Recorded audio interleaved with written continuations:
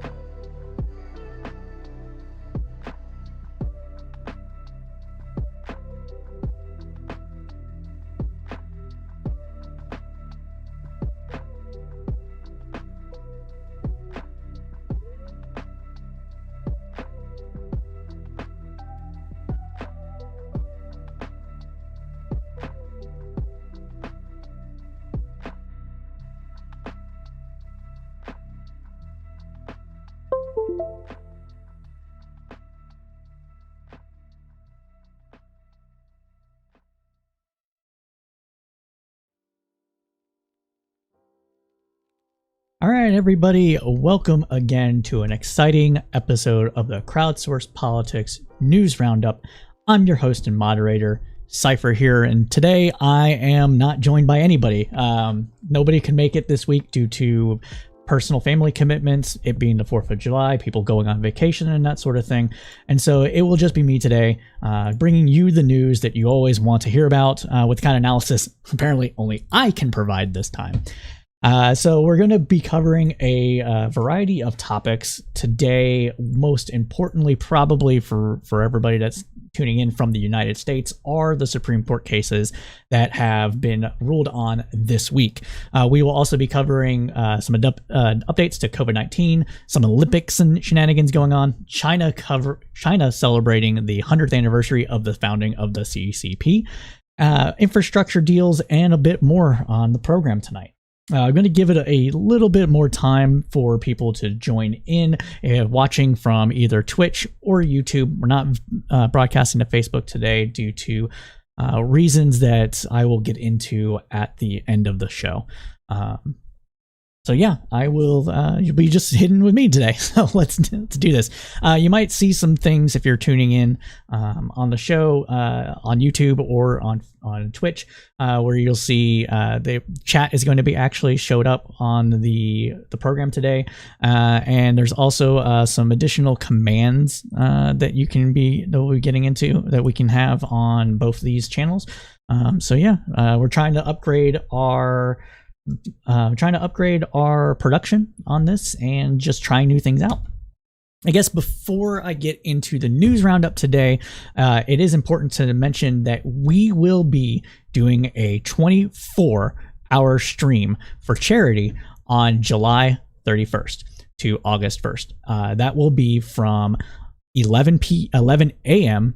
Eastern Standard Time on Saturday to 11 a.m. Eastern Standard Time Sunday. So July 31st to August 1st, we'll be supporting 3 charities this month.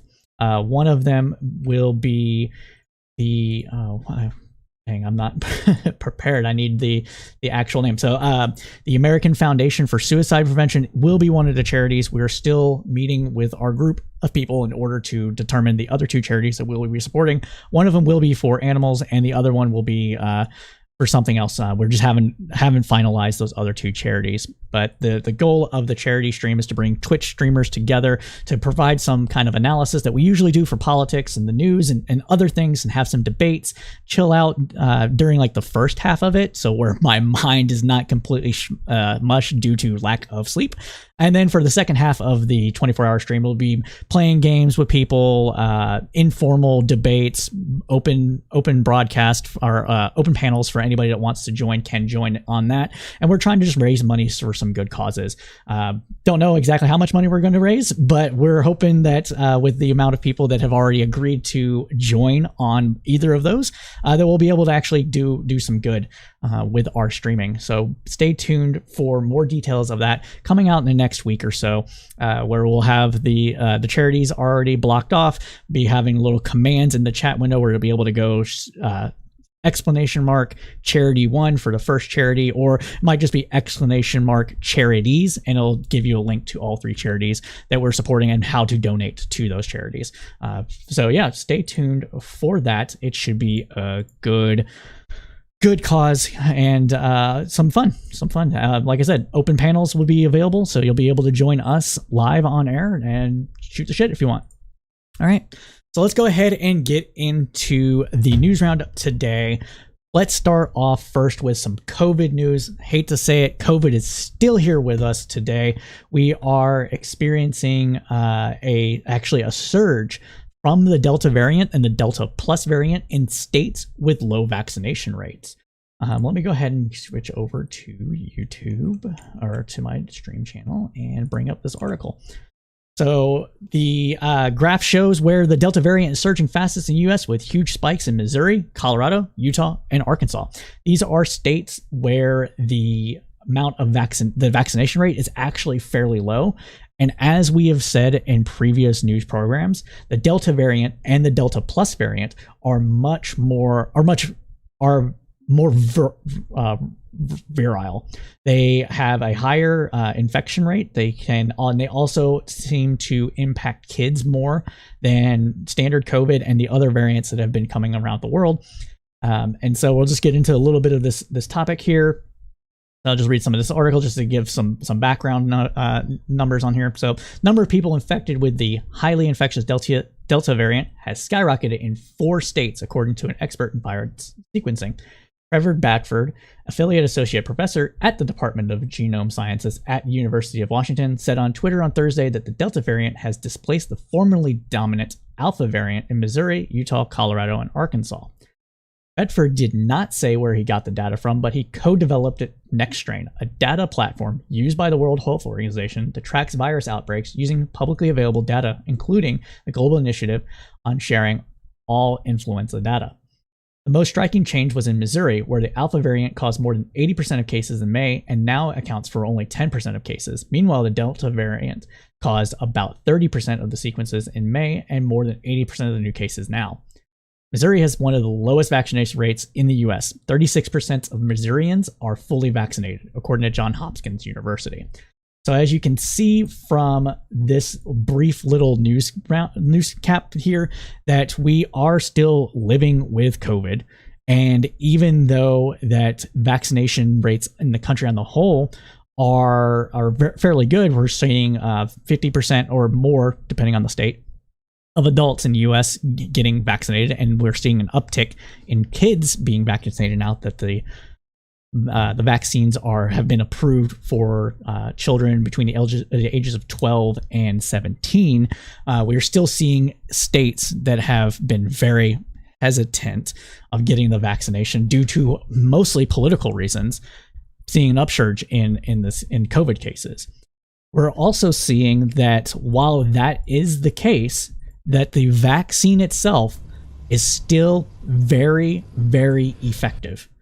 So the Pfizer, Moderna, J&J vaccines are doing well against this new variant, and it's doing well against all the variants. We are seeing efficacy rates, which is the amount, the efficacy being the level of which the vaccine prevents either serious illness or illness at all, being anywhere between 66.3% and 89% effective. And the 63.3% effective in clinical trials is the J&J vaccine, and the 80% numbers are coming from the Moderna and Pfizer vaccines. So if you haven't been vaccinated yet, if your family hasn't been vaccinated, get vaccinated. There is no reason really to not be vaccinated. There have been, as always, rumors, conspiracies about what the vaccine may do to your body. Anecdotes do not equal data, but I can say from personal experience that while I did get minorly sick from my second dose of the Moderna vaccine, I'm healthy. I have not experienced any sickness or symptoms since just the one day after getting the shot. And the data is showing that these are highly effective vaccines against COVID. And we know what COVID can do to people. It can create long-lasting detriment. It's a long-lasting detriment to people's health. In serious, like people who have gotten COVID have been dealing with fatigue for months, if not death from COVID. And the rumors about shedding vaccines and getting other people infected, or the vaccine itself doing things to people's, what is it they say? They say that the vaccine messes with people's fertility rates or whatever. Nonsense. None of that has been proven to be true. Now, what has been proven to be true is that if you get COVID, you might experience these fertility problems. So what? And the very, very minor cases of the vaccine causing like blood clots or whatever, like 6,000 cases worldwide, right? How many people have gotten a vaccine? We're talking about hundreds of millions at this point. And that's an infinitesimal small statistic about getting a blood clot from this vaccine. And not only that, it's a thing that exists with other vaccines for women of a certain age. Like, it's a known slight complication from vaccinations. Very, very, very, very, very statistically insignificant. We're talking about like a 0.000000000000006% chance of getting a blood clot from being vaccinated. So if you weigh the pros and cons, I think that you should come out to the agreement that getting the vaccine is a good thing. I'm not going to sit here and demand people get vaccines or like face prison, or like we've seen in some countries where people have been arrested. There is arguments to be made about holding maybe large public events of people during the height of the pandemic. That becomes a public safety hazard. Regardless of what some of my libertarian friends may say, I believe that does violate the NAP, because you are putting your personal interest above the interest of the community and then creating community spread by having these events. So you are kind of being a selfish asshole and violating the NAP by doing that. So there's some arguments to be made by, shutting those kind of parties down or what have you. But yeah, like, you should just get the vaccine. So just do it, right? I think that's what it can be said about the vaccine rate, or getting vaccines in general. It's a thing. It's good for you. It's good for other people. It's good for your family. Just fucking do it. I'm tired of seeing people not get vaccinated just for these ridiculous kind of fearmonger stuff that happens when we talk about vaccinations, just in general. So yeah, I don't really have much else to talk about COVID. If you want to give me some of your opinions about the vaccine, about the Delta variant, how it's going in your community, go ahead and please join the Discord, at me on Twitter, put comments in the video below. I will be sure to get back to you about this particular topic as soon as I'm able to. But I think that pretty much wraps up what I want to talk about when it comes to COVID-19. Honestly, it's becoming a dead horse at this point. There's not much that we can do, it seems, to get people to vaccinate except constantly tell them to get vaccinated. And these developments will continue to happen until we get to herd immunity status, which I believe for this virus is estimated around 70% vaccination rates. So we'll continue to see that. All right. So I think one of the interesting things that we've seen in the news this past week has actually been Olympic news. As all of you should be aware, or might be aware, the Olympics are on this year despite Japan having a very low vaccination rate. There's a variety of reasons for that. We covered it in our last news roundup. Long story short, although you should definitely check it out, is that the Japanese people have not been able to get vaccinated, not for lack of wanting to, but for lack of resources. The Japan itself hasn't been able to leverage its economy in order to produce vaccines at a higher rate that you would expect a modern industrialized nation to do so. And they haven't been able to outbid other countries to buy vaccines to get their populace vaccinated. So the Japanese people themselves don't want the Olympic Games going on. However, due to the nature, basically due to economics, the International Olympic Committee basically said that they won't refund Japan for anything, and they'll lose their spot if they don't host these games. Japan wants the money from hosting the games. It's a lot of tourism, a lot of money pours into hosting the games, which is one, sunk cost, two, can be kind of recuperated by allowing people to be at the games and the sponsors and everything like that. So it's a very big money making opportunity, and that's why they're not canceling the games. So they're still going on despite Delta variant, despite COVID, despite vaccination rates. And that's sad. And maybe that shouldn't happen. Actually, it probably shouldn't happen. But we can't tell other countries necessarily what to do. And as they say, the games must go on. So they're happening. So what is going on in Olympic news? Well, today we are seeing a smattering of interesting reports coming from the Olympics, with one of the important things, and this is a first, is with the Olympic New Zealand weightlifter Hubbard will become the first transgender athlete to compete at the games. I'll just read a little bit of this article really quick to y'all. So weightlifter Laurel Hubbard will become the first transgender athlete to compete at the Olympics after being selected by New Zealand for the women's event at the Tokyo Games, a decision set to reignite a debate over inclusion and fairness in sports. Hubbard will compete in the super heavyweight 87 plus kilogram category. Her selection made possible by an update to qualifying requirements in May. The 43-year-old, who will be the oldest lifter at the Games, had competed in men's weightlifting competitions before transitioning in 2013. Quote, "I am grateful and humbled by the kindness and support that has been given to me by so many New Zealanders," Hubbard said in a statement issued by the New Zealand Olympic Committee on Monday. New Zealand Olympic Committee Chief Kieran Smith said it was an historic moment in sport for the New Zealand team. "She's our first Olympian who has transitioned from male to female," she told reporters. "We do know that there are many questions about fairness of transgender athletes competing in the Olympic Games, but I'd like to take this opportunity to remind us all that Laurel has met all those requirements."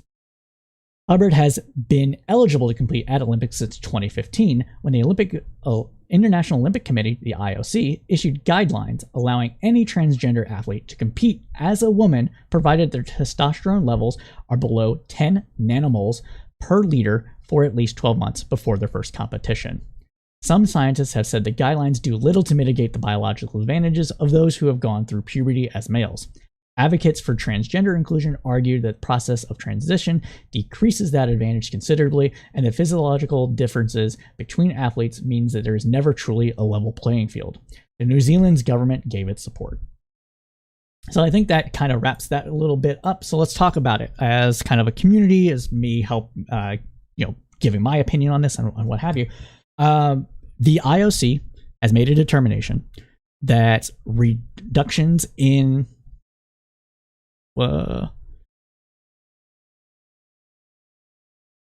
okay, I'm sorry, Brad. I see your message. I don't know why it's saying don't use foul language.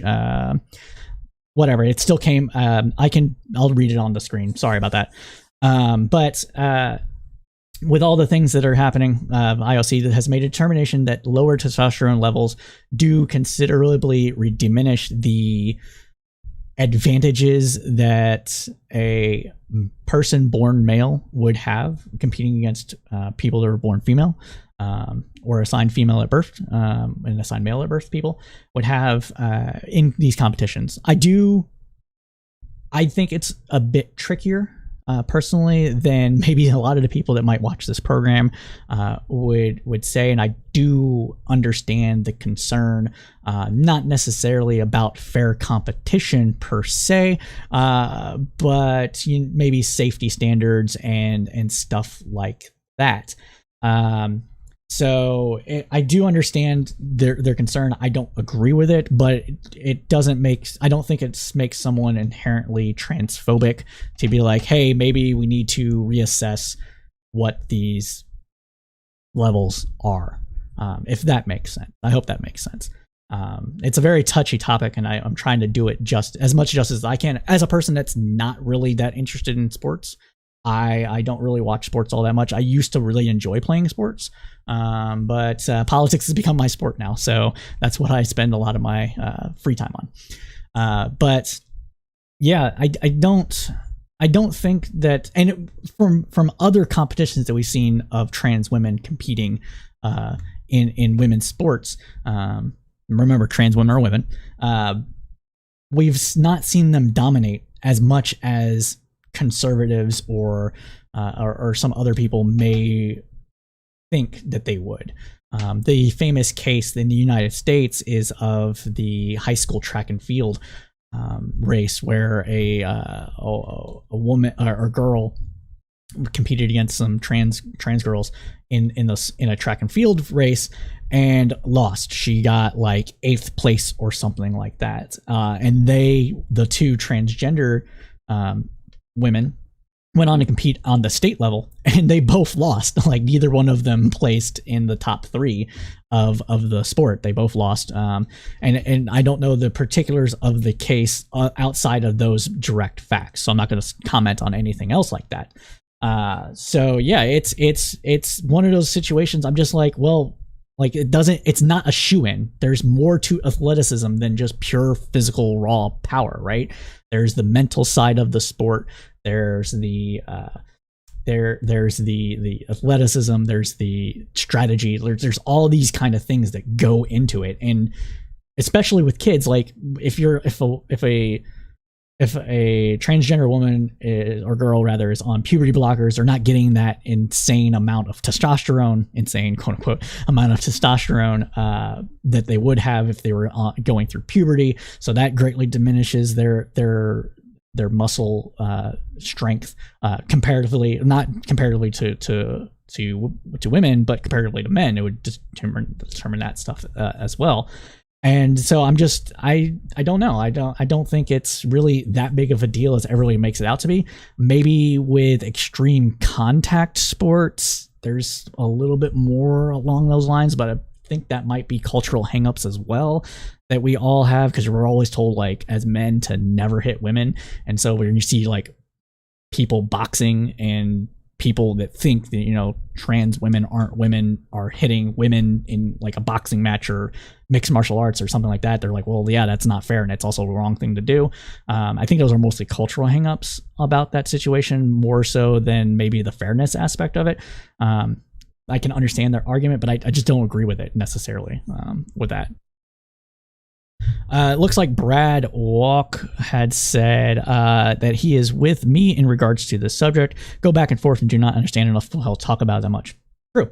I'm not I'm not an expert on this whatsoever. So I try to not necessarily hedge, but to make it clear that I'm like, I understand the sides of it, and I lean towards allowing trans women, especially trans girls, to compete in sports, especially that, because really what it boils down to on the competition side for for kids, it's more about the competition, the camaraderie, the ability to make friendships, to be integrated into something they love doing. It's not necessarily to be the best of the best with that. Most of the people that ever participate in sports are not going to be the top of their sports category whatsoever, right? And you want those socializing aspects of the sport to be there for kids. And for trans girls, that means being allowed to compete, play with other girls. What else did you say? So Brad said, I do notice no one complains about men who transition from female competing in sports. True. No one does that because they believe men are physically superior. And if somebody wants to put themselves in that position, then go for it. Unless, of course, it's Texas forcing a trans boy to compete against girls, and then everybody's like, oh, what the fuck, without understanding that, no, this is not a person that claims they are a trans girl, they're a trans boy. So that means assigned female at birth that is competing against girls, despite the fact they might be on testosterone treatment, transitioning, and all that stuff. So that's that case that we saw about a couple of years back in Texas, where everybody was super outraged without understanding what was going on. And it was sad in that it was funny in that sad kind of way that we've come to expect of these kind of conversations. So I hope I gave this topic the justice, enough justice as I could possibly give. So we're going to go ahead and head over to another topic with the Olympics. And there's a lot coming out of the Olympics that is actually fairly political in nature. So another thing that we're having here is that the Olympics are going to allow athletes to protest prior to going onto the field for competition. Now, the Olympic Committee has previously had rules that had allowed athletes to protest, talk to media about politics, this sort of thing, but it was always after the competition, not before, and not on the podium when accepting a medal.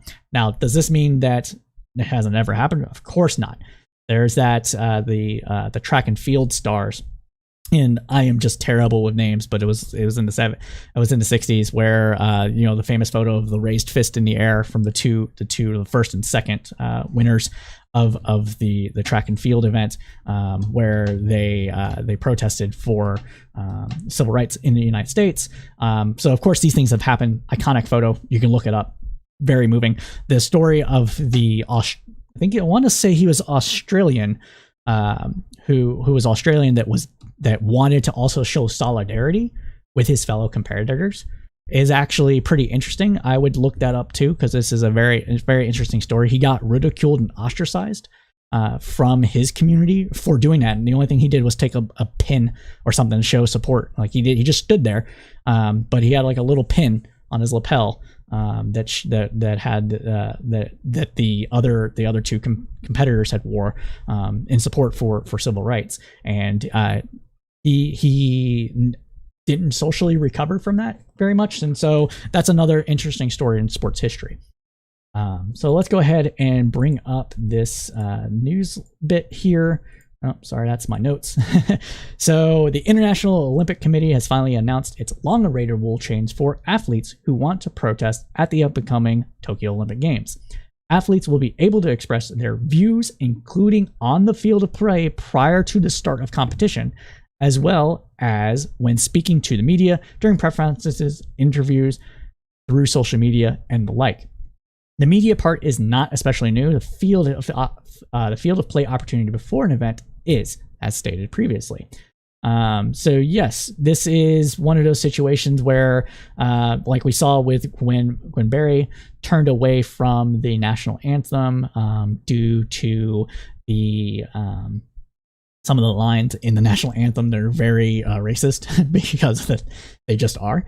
If you need additional info about why they're racist or what those lines are, just look it up. I'm not going to talk about it on this stream today, but it's there. It's history. It needs to be learned and understood why others might not be as comfortable with the national anthem as it currently is due to that, and it makes complete sense.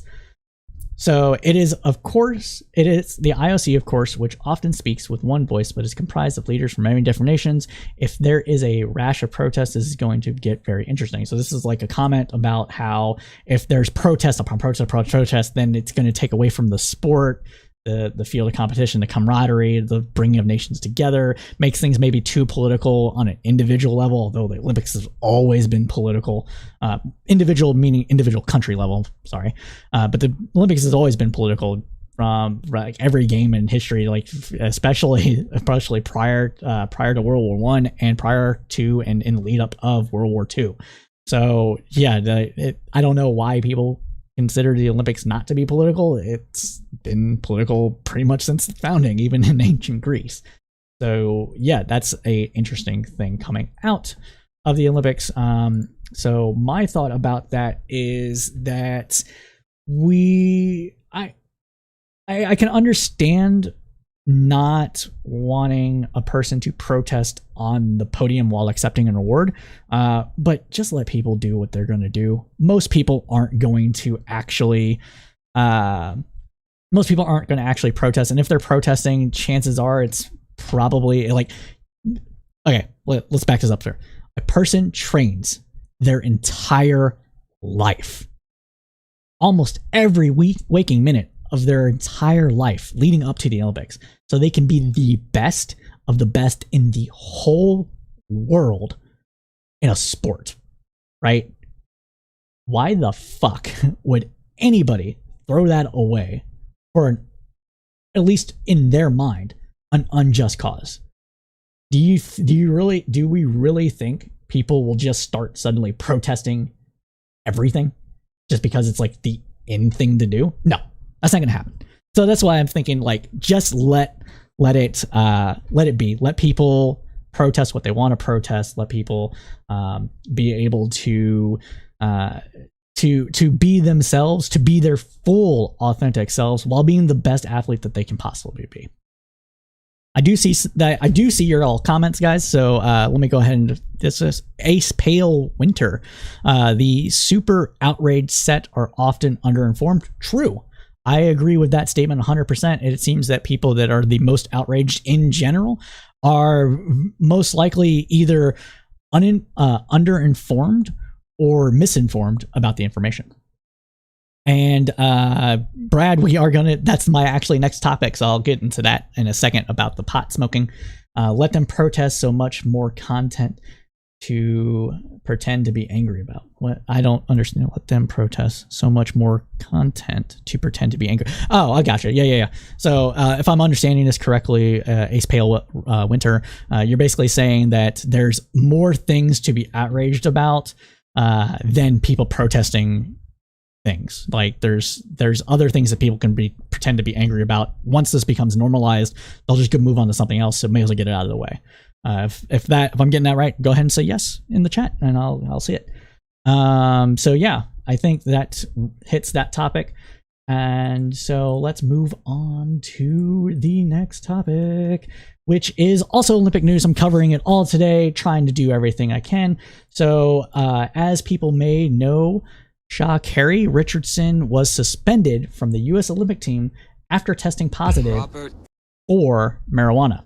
Now, I know that everybody that watches this program, regardless of where they're watching it from, when they watch it, is 100% pro-legalization. I can say that with direct confidence, that there is absolutely no reason for anybody that watches this program to think otherwise. We want... I don't agree with like, oh, it's just a plant, let it be legal. Like, that's not a good argument. A good argument is, does it cause harm? Does the consumption of pot cause harm to the person that smokes it and other people? Or, and this is another way to go about it, does it cause more harm than other substances that are legal? aka alcohol. All studies that we know of, it shows that pot is not destructive. It doesn't cause people to murder. It doesn't cause people to go crazy. Maybe causes you to get lazy and eat a bag of fucking Cheetos, right? All right, like if you're smoking pot, you might want to scarf down a whole bag of Cheetos and call your fat belly yours and veg out for a little bit. Might make you a little lazy, but it's not gonna do anybody direct harm. That's why pot should be illegal, in my opinion. And then for here, in this particular case, I don't think this is the IOC's rules, but it might be. I'd have to re-look that up. Let's see if it's in this article real quick.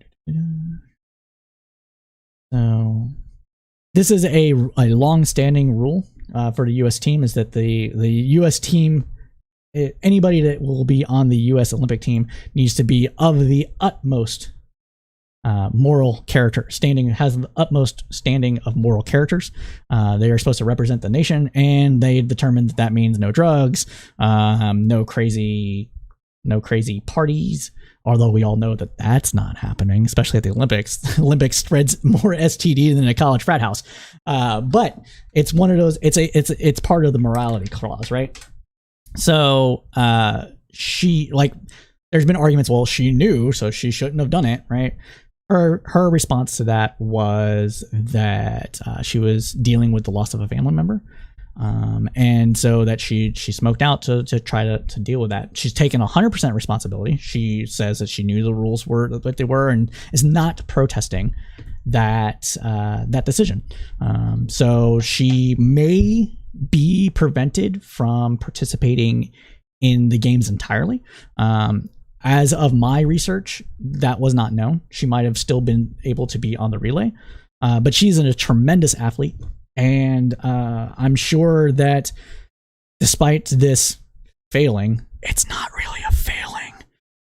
Despite this, she will recover and participate in the next Olympics and probably crush every record ever imaginable, because that's just what she already is doing, right? So that is that said. Now, there's this whole thing. Conservative twats online. Libertarian conservative twats online trying to say that she was taking human growth hormone. And what they based this on is the outrageous fact she has hair and long nails. Now, let me see if I can find this tweet here. All right. Let me see if I can find this tweet here, because I meant to grab this before I started the show. But it's something that I just remembered about while talking about this topic with y'all. So I'm going to try to find it really quick. I tweeted and replied to this person in particular, see if they blocked me on it. Let's see. Here we go. So let me go ahead and share the tweet with y'all. Oh, wrong thing. Oh, sorry. All right. So, not sure whether the nails are real or fake, but in case you didn't know, very strong nails and hair can be a side effect of steroid use. Now, why do we care about what Claire Lemon says? Well, the reason that we kind of care what she says is because she is the founder and contributor. She is the founder of Quillette. Quillette is a, let's see, would I consider it alt-right? At this point, yes. Definitely, I'd consider this probably alt-right. Alt-right forum. Alt-right forum. But at the time, it was this kind of heterodox kind of newspaper, online magazine kind of thing, where they would take people that were like conservative, but like not orthodoxly conservative, and liberals, but not orthodoxly liberals, and bring them together into one paper and publish things that they agreed with, right? Now we have this person going through and trying to claim that an athlete, because of her nails and hair, was taking steroids. Why is that? Why is it that these people are saying that that is a thing now? Could it be because she's black? Could it be because they're threatened? I don't know. I'm just asking questions. Did you see what I did there?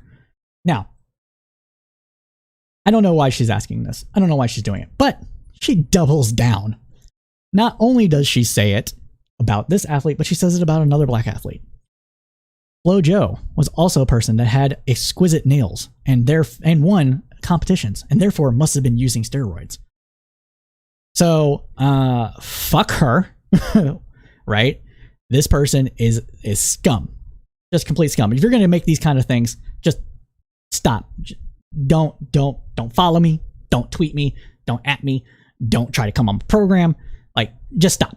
Don't like, I will demolish you with facts and logic, like the conservatives like to say, because all this is a bunch of feeling nonsense coming from her. She doesn't, there's no proof that this other person is taking steroids. There's no proof that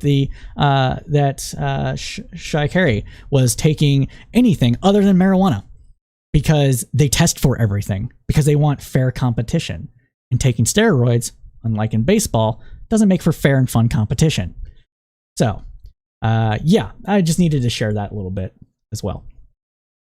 They are, what's FOS? Along with the people knocking her for low Nas. Oh, extra. She is also a lesbian, so she doesn't hate gay people like cons are talking about. I don't know what you're talking about, Brad. Sorry, I didn't see your comments as I was reading. If you can give me some additional input about what you're meaning by your latest comment, that would be helpful, and I can respond to it. Yes, Ace Pale Winter, you are correct, right? 100% alt-right enabling, if not at least alt-right itself. Flo died of epilepsy. Oh, okay, yeah. Okay, what you're saying. So Flo died of epilepsy. She suffocated in her sleep while having a seizure. Fuck that lady talking the shit. 100%. Yes, thank you. That I had read that. I read that this morning when I found this tweet. So yes, 100%, 100%, 100%, 100. Thank you for putting that up there. 100 needed that exactly. Thank you. And then yes, Ace Pale Winter. It's a soft-focused racism. Yeah, 100%. That's what I 100% agree with that. Speaking of additional racism, potentially in existence with the Olympic Games, and this is the last story I'll cover on the Olympics, and we'll get into some more stuff. Let me copy over. Is the Seoul Cap Afro swim cap Olympic rejection heartbreaking for black swimmers? Now, the Olympic Committee essentially is not allowing this new swim cap to be worn in competitions. This cap is liked by black women with natural hair because it helps protect their natural hair. Excuse me, hold on.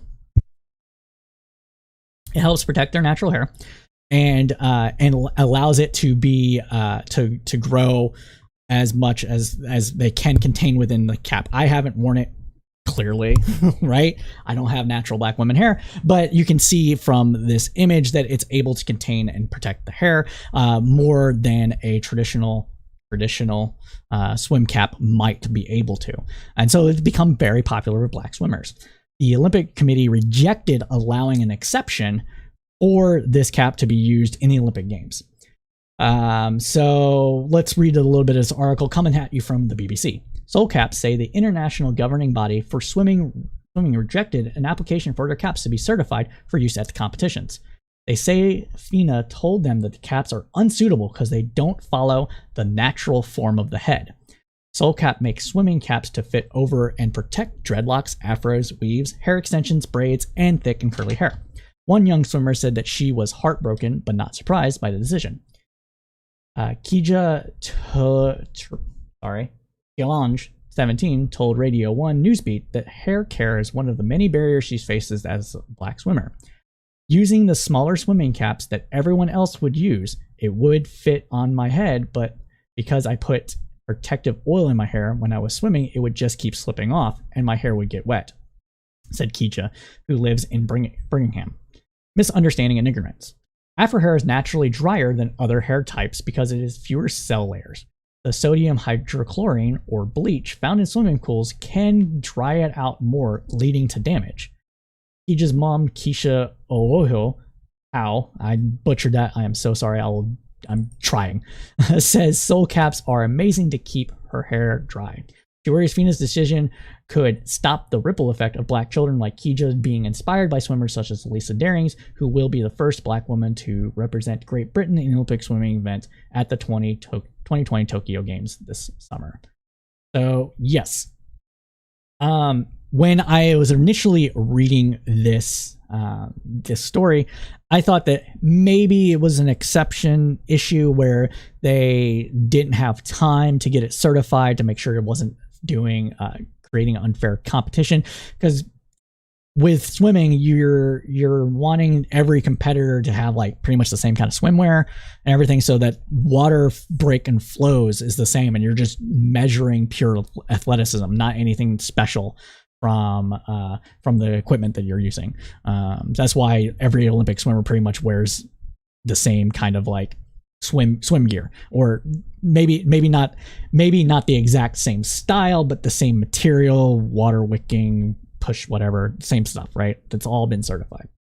Now with this, it sounds like they didn't take and try to certify it at all, because they're looked at it and they're like, oh, this doesn't like fit snugly to the head, and ergo, we're not going to allow it. If anything, it not fitting snugly to the head is going to cause less water break, or so like when you're diving into the water and you keep your hand straight and you break the water flow, there's not as much pushing it against you. I don't remember what that's called, but it would cause more of the water pushing against you, so it would be harder to swim. And I think that's kind of bullshit, honestly.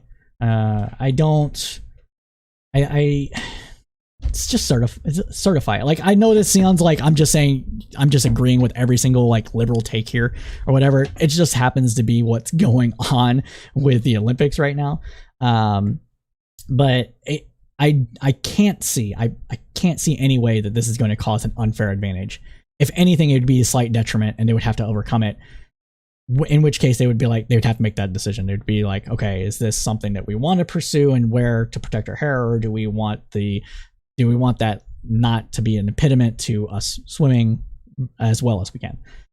So I don't see why it shouldn't get approved, but it at least should be tested for approval. And it doesn't even seem like that was the case. So definitely it should get tested for approval. All right, give me 1 second. I'm just going to take a quick drink.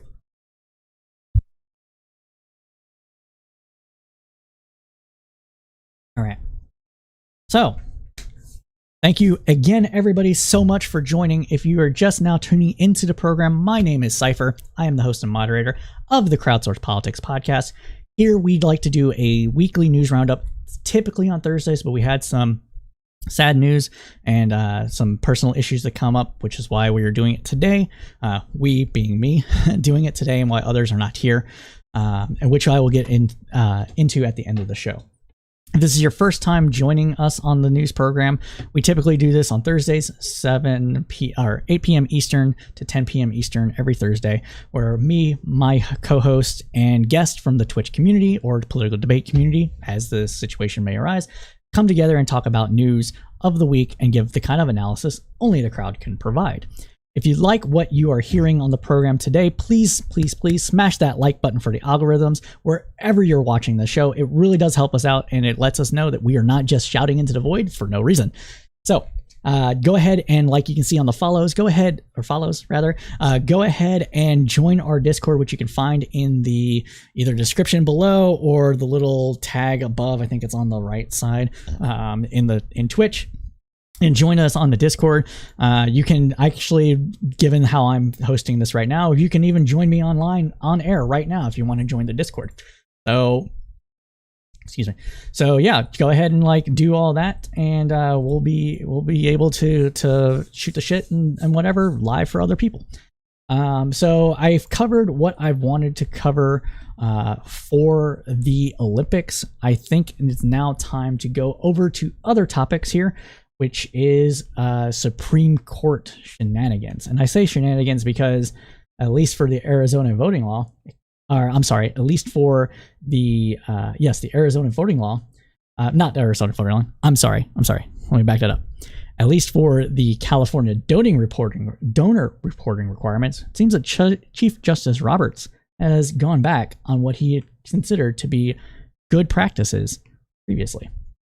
So, for those that might not know, the Supreme Court ruled in the California donor requirement case that California's requirement for nonprofits and charities to, in the case Americans for Prosperity Foundation, which is a Koch brother group, versus BATNA, which is the AG of California, the rules that stated that the top donors would have to reveal their names and addresses and other personal information would have to donate that, disclose that rather, and the court has ruled that that is actually a violation of the First Amendment, believe it or not, because it might have a quieting effect on speech. Because since Citizens United, money is speech.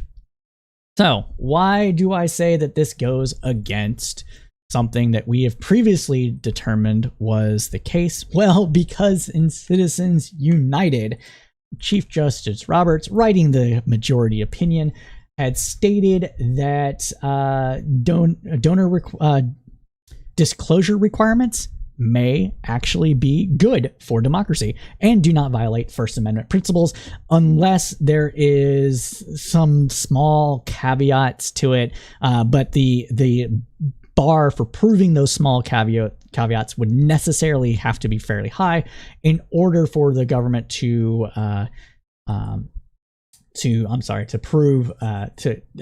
overcome the government's due diligence, essentially. And I will go ahead and read you the court pages from Citizens United where this comes up, and we'll head over to the article that talks about this segment. So let me go ahead and switch over. All right, let's see if I can zoom in. Oh. Let's see how that looks. Yeah, it should be readable. All right. So let's see. Okay, Citizens United also disputes that an informational interest justifies the application of Section 201 to its ads, which only attempt to persuade viewers to see the film. Even if it disclosed the funding sources for the ads, Citizens United says the information would not help viewers make informed choices in the political marketplace. This is similar to the argument rejected above with respect to disclaimers. Even if the ads only pertain to a commercial transaction, the public has an interest in knowing who is speaking about a candidate shortly before an election. Because the informational interest alone is sufficient to justify application of Section 201 to these ads, it is not necessary to consider the government's other asserted interest. Last, Citizens United argues that disclosure requirements can chill donations to an organization by exposing donors to retaliation. Some amici points, so amicus briefs are briefs in addition to the court to help one side or the other. Basically, they petition the court, send these briefs to the court in support or of the plaintiff or the defendant to make the legal arguments. So that's what they're saying. So some amici point to recent events in which donors to certain causes were blacklisted, threatened, or otherwise targeted for retaliation. See brief for Institute for Justice as amicus curiae 13 to 16. Brief for Alliance Defense Fund as amicus curiae 16 to 22. In McConnell, the court recognized that Section 201 would be unconstitutional as applied to the organization if there were a reasonable, that's an important legal word, reasonable probability that the group's members would face threats, harassments, or reprisals if their names were actually disclosed. 540 U.S. at 198. The examples cited by amici and cause for concern. Citizens United, however, has offered no evidence, again, important, has to offer evidence, that its members may face similar threats or reprisals. To the contrary, Citizens United has been disclosing its donors for years and has identified no instances of harassment or retaliation. Now, why is this important? So this is important. This is important because in Citizens United, there was these arguments back and forth from the justices of saying, okay, if we recognize that money is speech, does that mean that the government's interest and the public's interest in knowing who is speaking an actual thing? Do we need to know who is donating money to make a informed decision about who we are supporting and what ads to believe, etc. In the segment that I just read, it seems that Chief Justice Roberts agreed that disclosure laws are actually a good thing. I remember at the time a ton of conservatives, a ton of commenters saying that, hold on a second, share too much, saying that that it's fine. Sunshine destroys all bacteria, so we just need to pass these radical sunshine laws where every single donor is like listed on a sheet of paper, so we know what kind of people are supporting it, and if we want to support an organization where they get support of other people. But in the recent court case, Chief Roberts said they reversed the decision. And then let's read this from SCOTUS blog. So let me go ahead and switch over really quick. All right. Need to set up a macro for that. Roberts acknowledged that California has an important interest in preventing wrongdoing by charitable organizations. Of course, Roberts agreed, the government needs to be able to protect people from fraud. But there is a dramatic mismatch, Roberts continued, between the desire to prevent fraud and California's donor disclosure requirement. Although the state requires nearly all of the 60,000 charities that do business in the state to file the form that contains information about top donors, Roberts noted, that information will become relevant in only a small number of cases after complaints have already been filed. The state does not rely on those forms to initiate investigations, and there are other ways for the state to obtain the forms it needs them after investigations are underway. In reality, then, California's interest is less in investigating fraud and more in ease of administration. So you see, this is kind of like California asserted that, oh, we need these forms in order to like investigate fraud, and so Roberts is like, no, screw that. Now, Roberts reasoned that it was appropriate for the court to deem the disclosure requirement invalid in all circumstances. Citizens United is a different kind of thing now. Rather than only in challengers' cases, in First Amendment cases, he explained, the Supreme Court has allowed challenges to seek to invalidate a law in its entirety if a substantial number of its applications are unconstitutional. That is the case here. Roberts wrote, because the problems in the state scheme will be present in every scenario. Every demand for information that might chill association, Roberts stressed, is therefore unconstitutional. It's like, okay. So this is the thing that I think conservative jurisprudence does sadly well.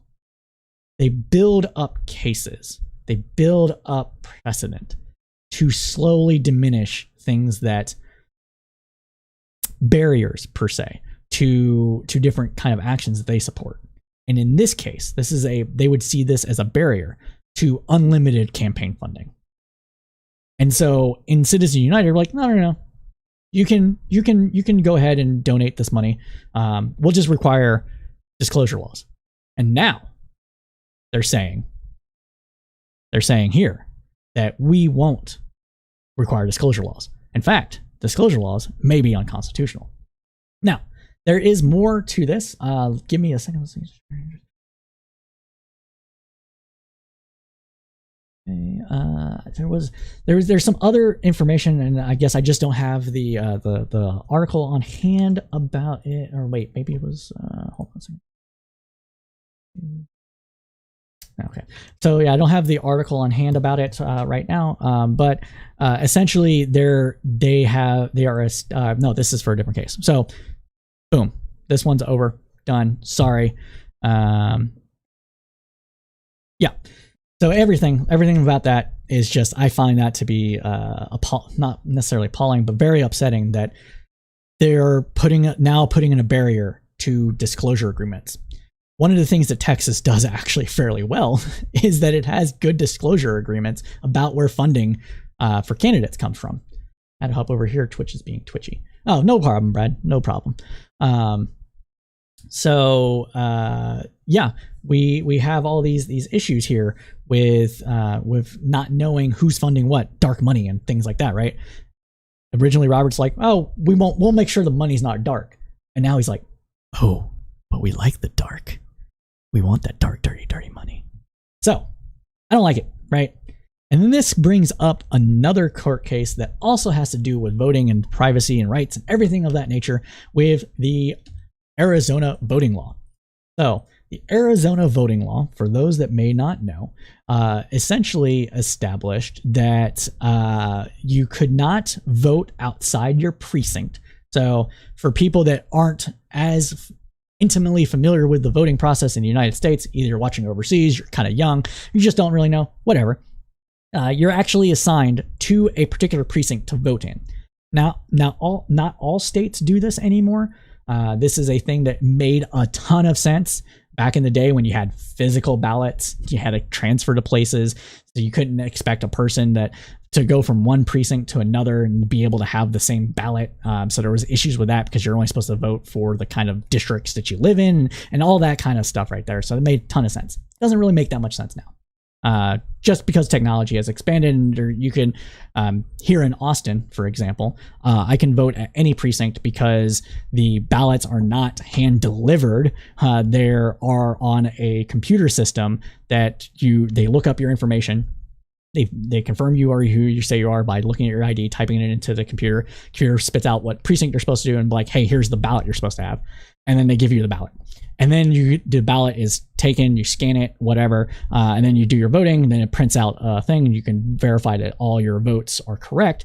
If they're not correct, there's a process of actually amending that, but it's a process. But I have not experienced, nor do I know anybody that's experienced their votes being counted incorrectly on the printed off ballot. Then you go and take it to a separate machine to scan it into the system to count the vote, and then it's dropped into a drop box to be validated at a central location later.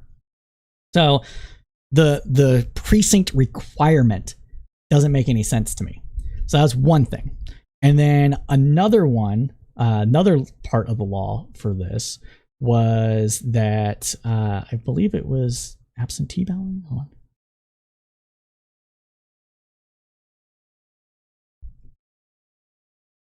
So that was out of precinct voting, and then I want to say it was mail.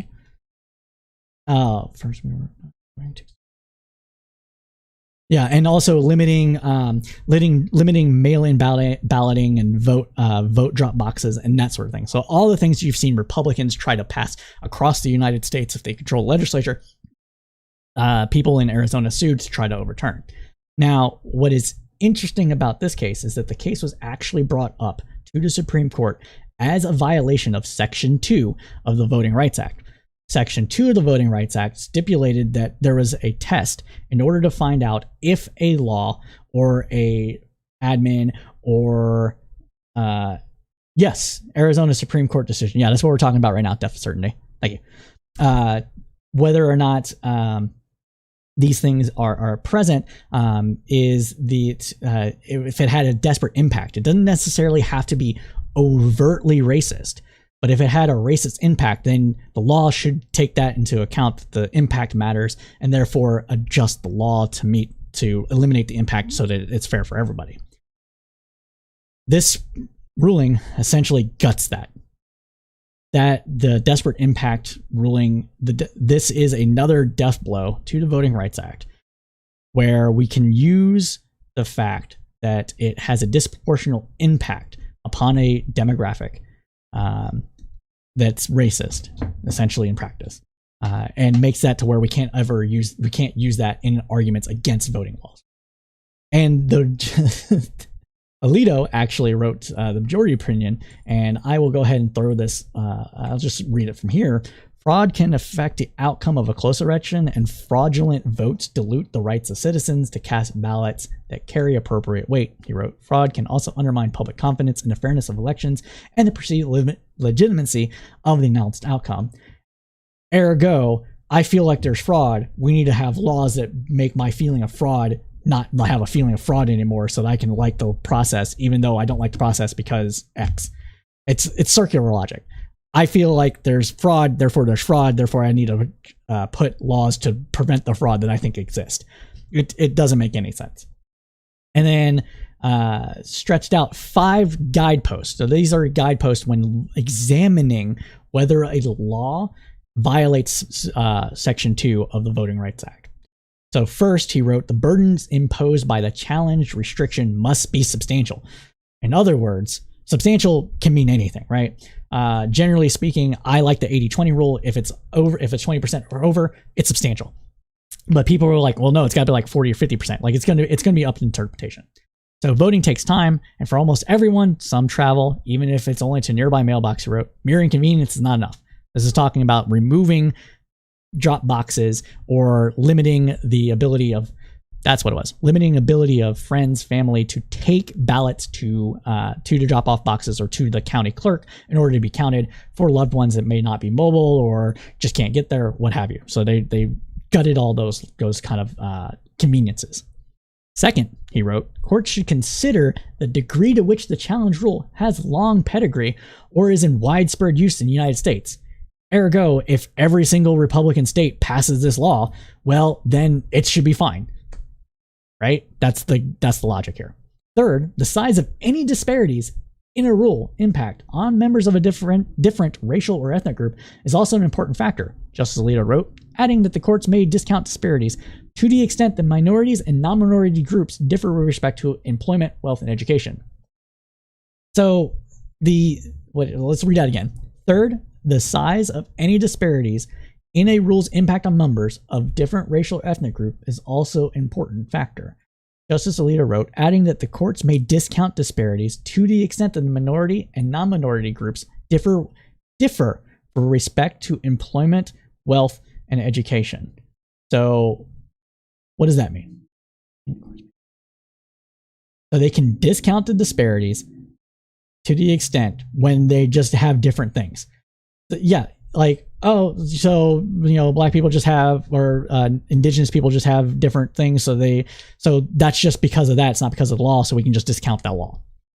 Fourth, courts must consider all the ways which voters can cast a ballot. So basically like, hey, so this is what Republicans have been doing in states across the country, most noticeably the Georgia law. So the Georgia law originally wanted to eliminate souls to the polls and like voting on Sunday and stuff like that. So what they did was they expanded the amount of days prior to an election that people could early vote. So they diminished the number of days. So like on the back end. So they removed some of the back end days that a person could vote early. So like, say, I don't know the exact dates here, but this is an example. Say originally you could vote from September to November, but instead of that, they're saying, okay, well, you can vote from August to October and it's all good, right? Like, so they're saying it's the same number of days, so it's all good, right? And so if these restrictions are put into place, but other less restrictions are made, then it's a wash, and therefore it can't be racist, and therefore, or can't be a desperate impact. Therefore, law is good. Fifth, one strong and entirely legitimate state's interest, he said, is to prevent fraud. So this is the thing.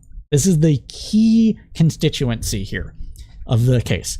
They being Republicans here, some legitimately believe that Democrats steal elections, that people en masse commit voter fraud. Ergo, we have to have laws in place to prevent that fraud. One of the key laws that they have in these things, and they've been establishing this more stringently now, is voter ID laws.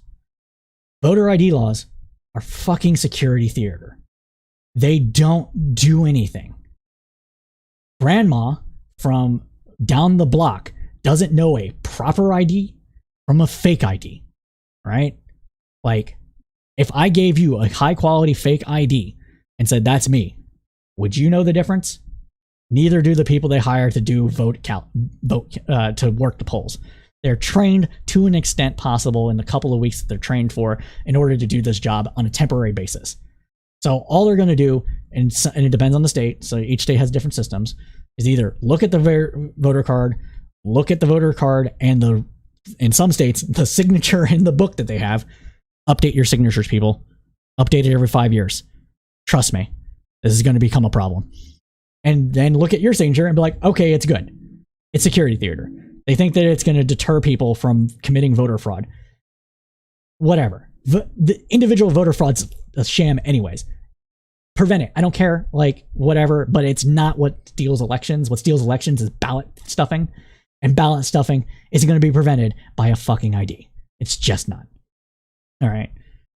They're saying that these drop boxes could potentially lead to ballot stuffing because clearly you could just put a ballot in the box that's there and say you voted, right? No, that's not how ballots work. But with the way ballots work, you have to, even in states where you don't have to request a ballot to vote absentee, right? Even in those states. Even in those states where you don't have to vote, you don't have to request a ballot. The ballots are sent out with a unique identifier tied to your name. You can't get multiple ballots. You just can't. So in order to commit voter fraud on a scale needed to overturn an election or these kind of things, you would have to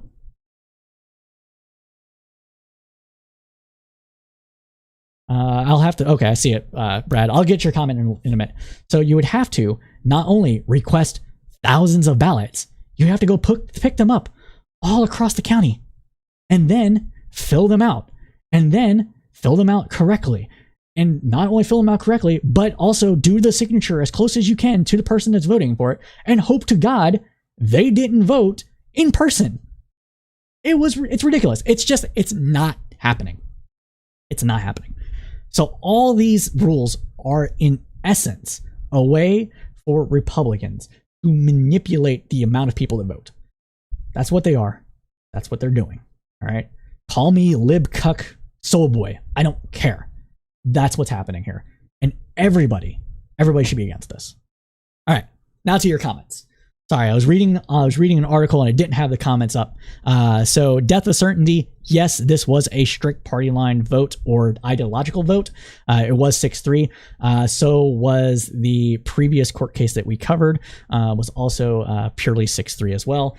The difference is that Roberts wrote the majority opinion in the disclosure case, and Alito wrote the majority opinion in this case. Let's see here. So Brad stated, I can see how some cons can't comprehend this. I took a 5-hour flight to vote this year and did not even realize how easy that was for me. And some people can't afford to even go across a county.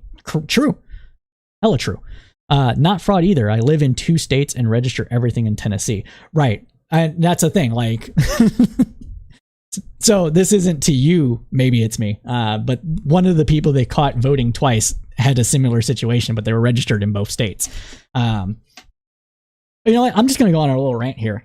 So if Republicans and conservatives in general, like the powers that be, the people that are in the know, that know how the systems work. I'm not talking about your average layperson that pays attention to politics maybe once every election cycle, maybe a little closer than that, but not really into the weeds of like the different policies and stuff. So those people, I can understand why your average folk would be like, yeah, IDs make sense. That stops people from cheating, right? And I can understand that thing. I can even understand wanting to have voter IDs and not having it be racist. I understand these arguments. I actually have made good arguments in support of voter ID laws when debating people before, because I like to debate. That's kind of how I am. So if they really, really cared about stopping voter fraud or stealing elections, they would do the following. 1, there would be a national database of people registered to vote. It would be a unique identifier tied to some sort of ID. We already have one. Everyone's got a social security number.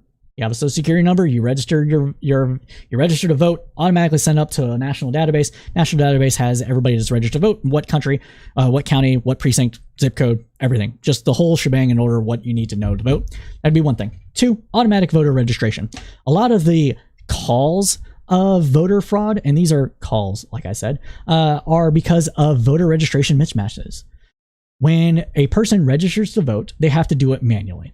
And they're not always going to unregister to vote. I have never unregistered to vote in my life. I have only registered to vote because there's not really a process to unregister to vote every place. Not every state has this, not every county. So automatic voter registration when a person turns 18 would greatly diminish the need to update voter registrations, because whenever you renew your ID, you automatically renew your place to vote. Easy peasy. Connected to your ID, because every state requires IDs. So connected to the ID, you get registered to vote automatically when you get your ID, or turn 18, depending on the thing. Automatically register to vote at that address on the ID that is in the system. If you need to update that, you have to update your driver's license, your IDs anyways. So anytime you update it, you're automatically updated in the voter rolls. All right, boom, good, right? They care about people voting for dead people. Well, that's another thing that can be automatically handled by data science. Oh no, technology, right? So one of the things that I like to do for the group that I help run on Facebook, yes, I still on Facebook, is I like to do some data analysis on the group itself. Who's coming, who's going, stuff like that. Robot overlords coming when? Not soon enough. All praise the gigawatt. But yes, one of the things I like to do is actually analyze who's coming going in the group. And I can do this by looking at the people's names in the group that are on a member list. Well, you can kind of do the same thing by taking every single obituary that exists in your state or in the entire country, putting that into a database, cross-referencing it with another database, and then from that say, hey, is this person dead? Yes or no? Yes, cool. Is how many people have this last name? X, Y, Z have these, or 100 people have this name combination. All right, find out which one it is. All you have to do is mail people. That's it. Just mail them out. You have their address from their IDs. You have the name, so you just mail them out. Like, hey, we were informed that, confirm that you would like to remain registered to vote. Just mail it. Boom, done. Purged more or less automatically for dead people. Don't have to worry about that. But they don't want this because it takes away a talking point. And that's what it boils down to. So that's my little rant about voting registration. I am very, very not distraught necessarily, because I was expecting this, to be honest with you. I'm a little more surprised about Robert's reneging on his disclosure rules. I'm a little more surprised about that, but what can you do, right? I'm one for radical transparency. Donate over X amount of money to a political candidate, committee, anything that anybody deals with politics. Your name should be there. I'm for radical transparency. So radical for transparency. When someone threatened to dox me, I doxed myself. All right, and these people were cray cray. You can ask, maybe it's me. He was there. He saw it. All right. So, yeah. I think that's the better way to go. Knowing who everybody supports or not everybody supports, but knowing where all the money is coming from can help you to understand why it's coming from there and identify people you don't agree with based on their campaign contributions. But there's also information overload and stuff like that. So it's not really the most pressing of things to me when it comes to fixing voting in the United States in general, but it is a nice have, and I still very much want it. But yeah, I want to know what your guys' thoughts are. Go ahead and comment in the comments below if you're watching this on YouTube. I will get to them when I can. As always, I am live on Twitch right now and YouTube, and I see your comments streaming in, so I greatly appreciate you, all of you, so much for coming to join me this Saturday afternoon. It is great to have you here, especially Universal Discourse. Thank you for joining the program today as a viewer rather than as a participant. I'm glad that you're here. I did see your message. There's one more thing. So there should be a database that gets the SS number from the coroner as soon as he puts out the death certificate. Oh, there you go. Hey, that's a good idea, Brad. There should be a database that gets the social security number from the coroner as soon as he puts out the death certificate, and they are off of the voter rolls. That's a good idea. I like that one. It would still have to be checked because I don't think the coroner always gets a social security number, but that's better than my idea. So we'll start with that. Thank you, Vapor Collector, another person in our community, for joining. Greatly appreciate you guys here. Trying a new little format here since I am alone today. Hopefully I'm being entertaining as informative as we usually are. So yeah, let's get into the next topics. So next up on the news roundup today is climate change. So we are experiencing it's still experiencing. It's been going on for approximately 3 weeks now, a heat wave in the Pacific Northwest. Record-breaking temperatures. Portland, Oregon had 3 record breakers back to back. The previous record was, I want to say, set in like 1906 for temperature. And just this past week, it broke that record 3 days in a row. By that, I mean it was like 116 one day, 118 the next day, 120 the day after. So it was like record temperatures. We are seeing this, and this is I know this information because a fellow streamer of the name of I think it's, you know what, I'm gonna look him up because I don't want to get his name wrong. Okay, if you don't know this by now, you're gonna find out today. I am terrible with names. So I am bad with names. I have to repeat them constantly in order for them to stick. It's just a quirk of mine. I don't know why, but yes. So he is Your Environment Seattle, right? Yes, Your Environment Seattle. So I learned this from him when I was on a panel with him on Prime Kai a couple of days ago, earlier this week. And what we are experiencing is that the constant rise in temperatures is changing the Gulf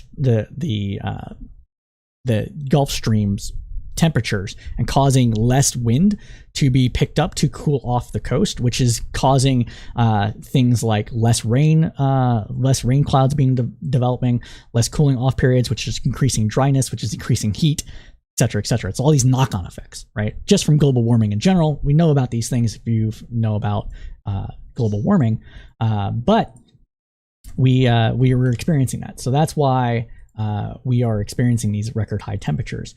And for a little treat for y'all, I'm going to go ahead and play the speech from Biden. Oh, it's 24 minutes, so I'm not going to play the whole thing, but we'll play a bit of it. Why has this not been invented? Of course, there's an ad, so let's get this ad. There we go. Where's his remarks? There we go. I thought it was just his remarks. I feel so stupid. Hold on. I am not putting this on the podcast. This is just going to be on the videos. There we go. All right. Go ahead and start this. Welcome to the Natural History Museum. Can you all hear it okay? Nation, we faced one of the most difficult moments in our history, in my view. 4 historic crises all at the same time. The worst pandemic in 100 years that's already killed nearly 200,000 people and counting. The worst economic crisis since the Great Depression that's caused... Oh, did I skip? What happened? Tens of millions of American jobs and counting.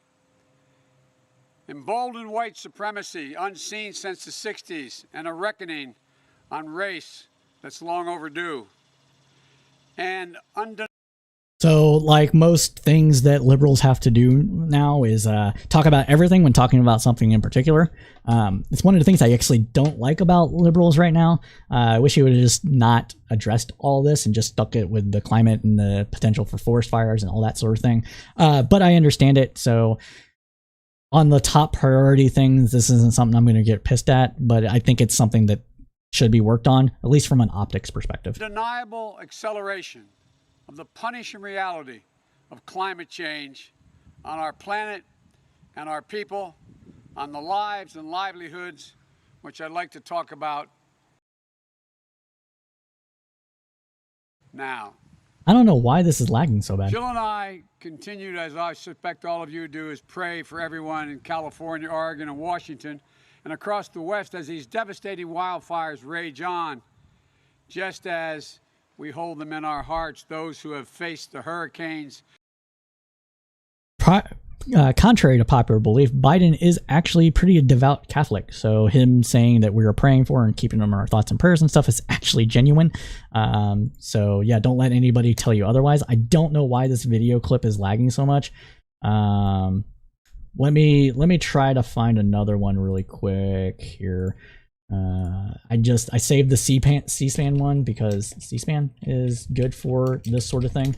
But let me go ahead and do this here.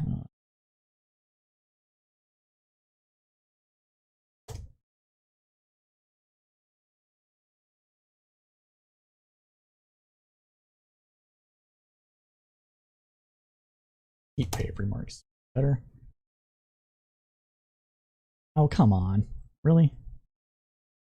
Let's see. I didn't.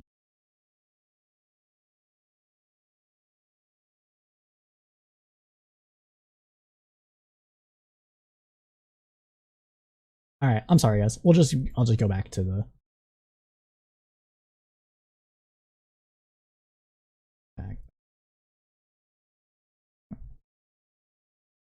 okay. I was gonna play those comments for y'all, but it's not working, and yeah, they're bad. So one of the things that's coming about that is from that as well, from the extreme heat that I talked about previously, from Biden trying to, and in the remarks he says he's gonna get more money for climate change. He's gonna get more money for firefighters to help mobilize the National Guard with equipment in order to help prevent forest fires from happening within the Pacific Northwest, so that the carnage and apocalyptic scenes that we saw last year do not get repeated. These are things that he said during his address. One of the other things that is happening from this is the fact that it is also contributing to more drought. And with as much farming as California does, that means that Californians and farmers are digging wells deeper and deeper into the water basin underground and depleting natural wellways. And it's getting more and more expensive to not only farm, but for drinking water and preserving species, because the water helps feed and buffer against feed other animals and buffer against drought conditions. So with these draining of these things, you're going to actually see more increased dryness in the soil and that sort of thing. So I'm going to go ahead and throw this article up here from PBS really quick, and then let me see if I can do that.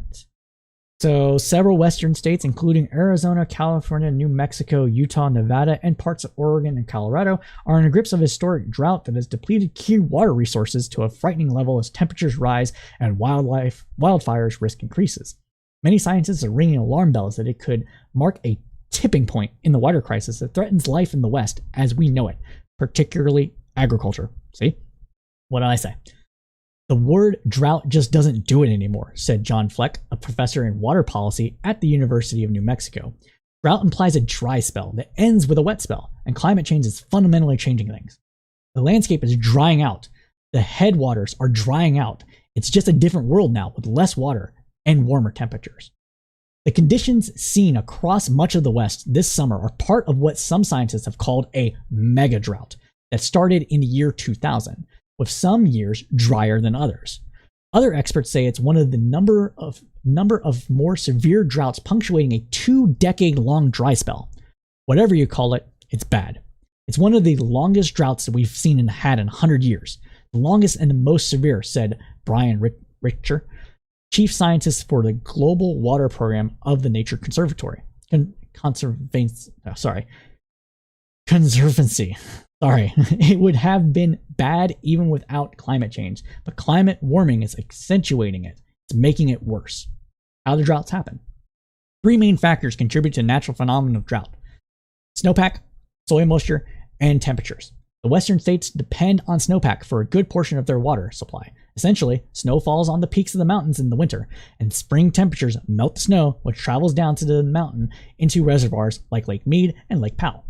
But soil gets the first drink of water from the snowmelt as it makes its journey. The drier the soil, as I said, the more it drinks and less water will be captured in its reservoirs. And right now, the soil across the region is exceptionally dry. In Arizona, for example, 2020 was a typical year for snowpack, but the soil was so dry that not enough water entered the reservoirs, said Ted Cook, general manager of the Central Arizona Project. Then there's the heat. The region is smashing record temperature records, with Northern California and the Pacific Northwest experiencing southwestern-like triple-digit weather for the first time. With higher temperatures, there is less snow, and the snowpack melts earlier. Water also evaporates quicker when temperatures are high, which contributes to drier soil and receding water levels in reservoirs.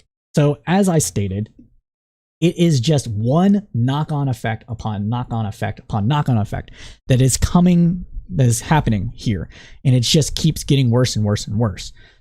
In order to prevent this, we need to stop letting temperatures grow so much, and it's a problem because we don't have the political will right now to do that. You can chalk it up to boomers not caring, you can chalk it up to Republicans not caring, you can chalk it up to money interest, what have you. But the point is that right now the political will, in order to make the necessary investments to stop these knock-on effects from happening and continuing and making things worse, is not there. And so we have to fix that. One of the ways you can fix that is actually attending city councils and other local meetings, and try to, on the local level, prevent things that are deleterious to the environment, such as drilling for additional oil reserves, changing zoning laws that use less cement or use cement that is more environmentally friendly, etc. And that's what you can do on the local level as an activist, that isn't on the national level that we actually need, but can contribute and help. So that would be my go-to for that. Going to read some of the comments now. Let's see. Never been a fan of. Let's see. Legend says McConnell first arose when they dug through ancient bedrocks and deep mine his state. Yes. The tortoise was sleeping for 100 years, and then they cracked that surface, doing strip mining and mountain blasting. He awoke from his slumber and now uses his tortoise shell to screw us all. One of the decades when enough mansions fall into the ocean and we got the land, we can put some distillation plants in their place. Yeah, that might actually help. Distillation, for those that might not know, is taking salt out of seawater, turning it into fresh water to be used in order to for plants or drinking or what have you. That is a possibility. I am not a scientist. I am not a climate scientist. I don't know what impact that might have upon the greater climate in general if too many people are doing that to the ocean. But I know that the ocean constantly replenishes its salt due to animal death, basically, and hitting and the erosion of land into the sea from waves and stuff like that. So I don't think it would be too much of an issue. And eventually, all water makes its way back to the ocean, even if we're using it for waste disposal and stuff like that. It all eventually evaporates up unless it's being kept in tanks, clearly, and getting back there. So I don't think it would have too much of an impact. So yeah. I hate to say it, but we're in for a doozy with this one. I don't see the cycle slowing down with this. I think it's been every other year or something like that I've noticed that these things are just constantly happening. And they're being talked about. The drought conditions, as stated in the article, has been around since 2000. But I know that I've read in previous years of it being worsening. If it's worsening, and clearly it's worsening now. And so this is a continuous problem that needs a very large solution in order to prevent more things from happening. All right. I am going to be right back. I'm not used to talking this much on stream because I'm usually with other people. So I'm going to get some water really quick and be back in like a minute or so. So I'll be right back.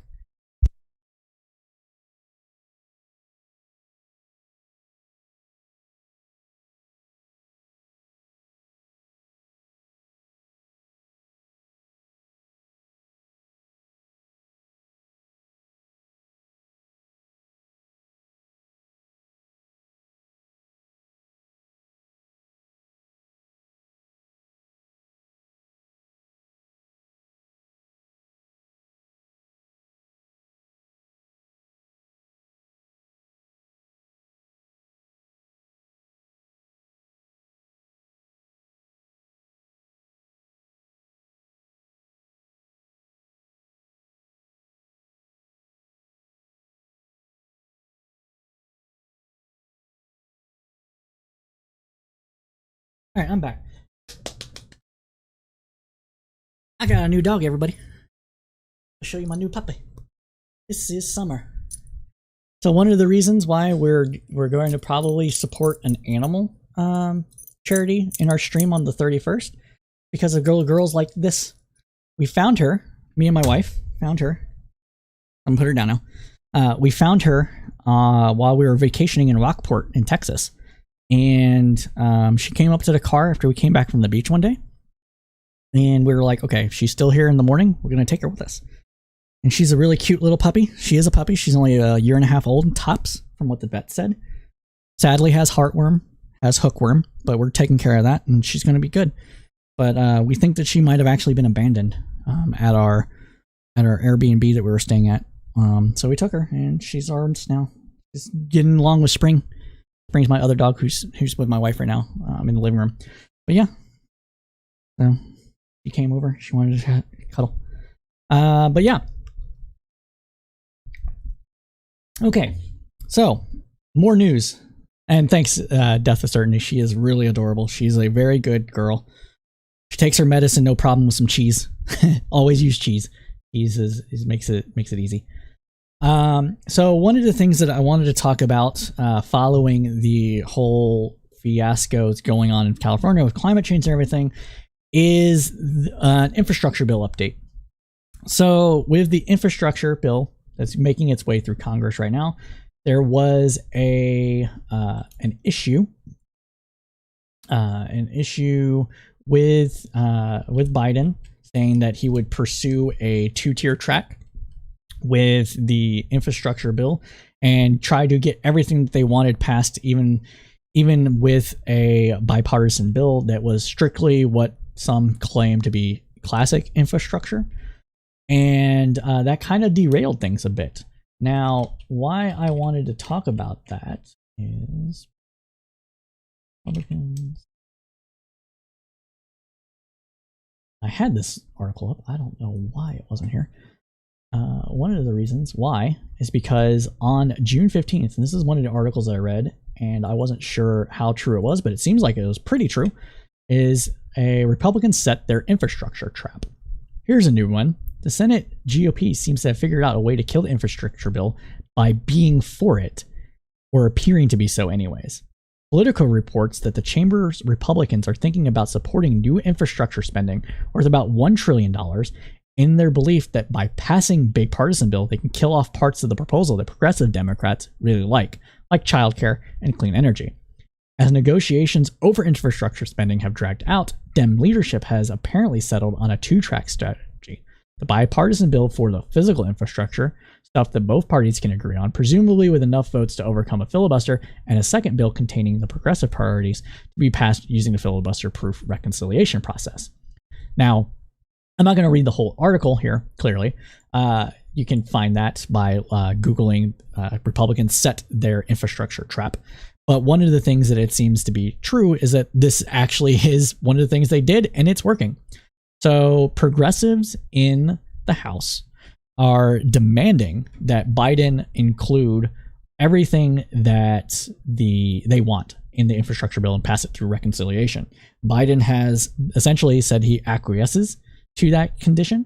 And now the Republicans are like, well, see, you didn't want to pass infrastructure like you said you did in a bipartisan fashion. So why should we believe anything you have to say? And they're not. Sorry, she jumped off. They're not entirely wrong about that. Honestly, it's kind of shitty if you're going to pass a bipartisan bill and then over the top just include everything you didn't want. That's not really bipartisan. That's just getting over a filibuster. Maybe the filibuster shouldn't exist. We can talk about that. Actually, we should probably talk about that, but not today. And they're actually making a good rhetorical case for that reneging. And to try to counteract that, Biden has stated that no, that's not going to happen, or if it happens, it'll be a different bill. It'll be just a regular spending bill that we'll debate or whatever, negotiate and stuff like that. But to help with that, what is now happening is that the House Democrats have decided that they have passed a $760 billion package to sway over the infrastructure debate. And the reason being is that they are hoping that by passing this $760 billion bill, it will engage Republicans, the bipartisan group of senators in the Senate, in order to pass that version of the infrastructure bill and then reconcile the two together, get maybe a little bit of what the progressive Democrats want, maybe some more spending on green energy, maybe some spending on childcare, but not everything. And then they'll call it a win. To be honest with you, I don't know how well that will work with this, but it is definitely a strategy that could work. And I'm of the mind, and I said this, I think last week, a week or two ago, that we should just take the infrastructure bill as it is and pass it.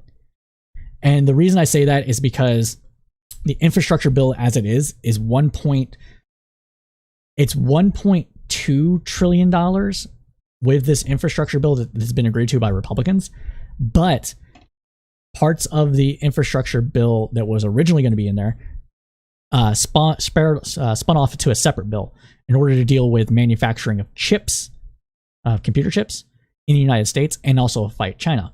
That was part of the original package. So the total package of the bill is about $1.8 trillion with the bill that I just mentioned and the new infrastructure bill.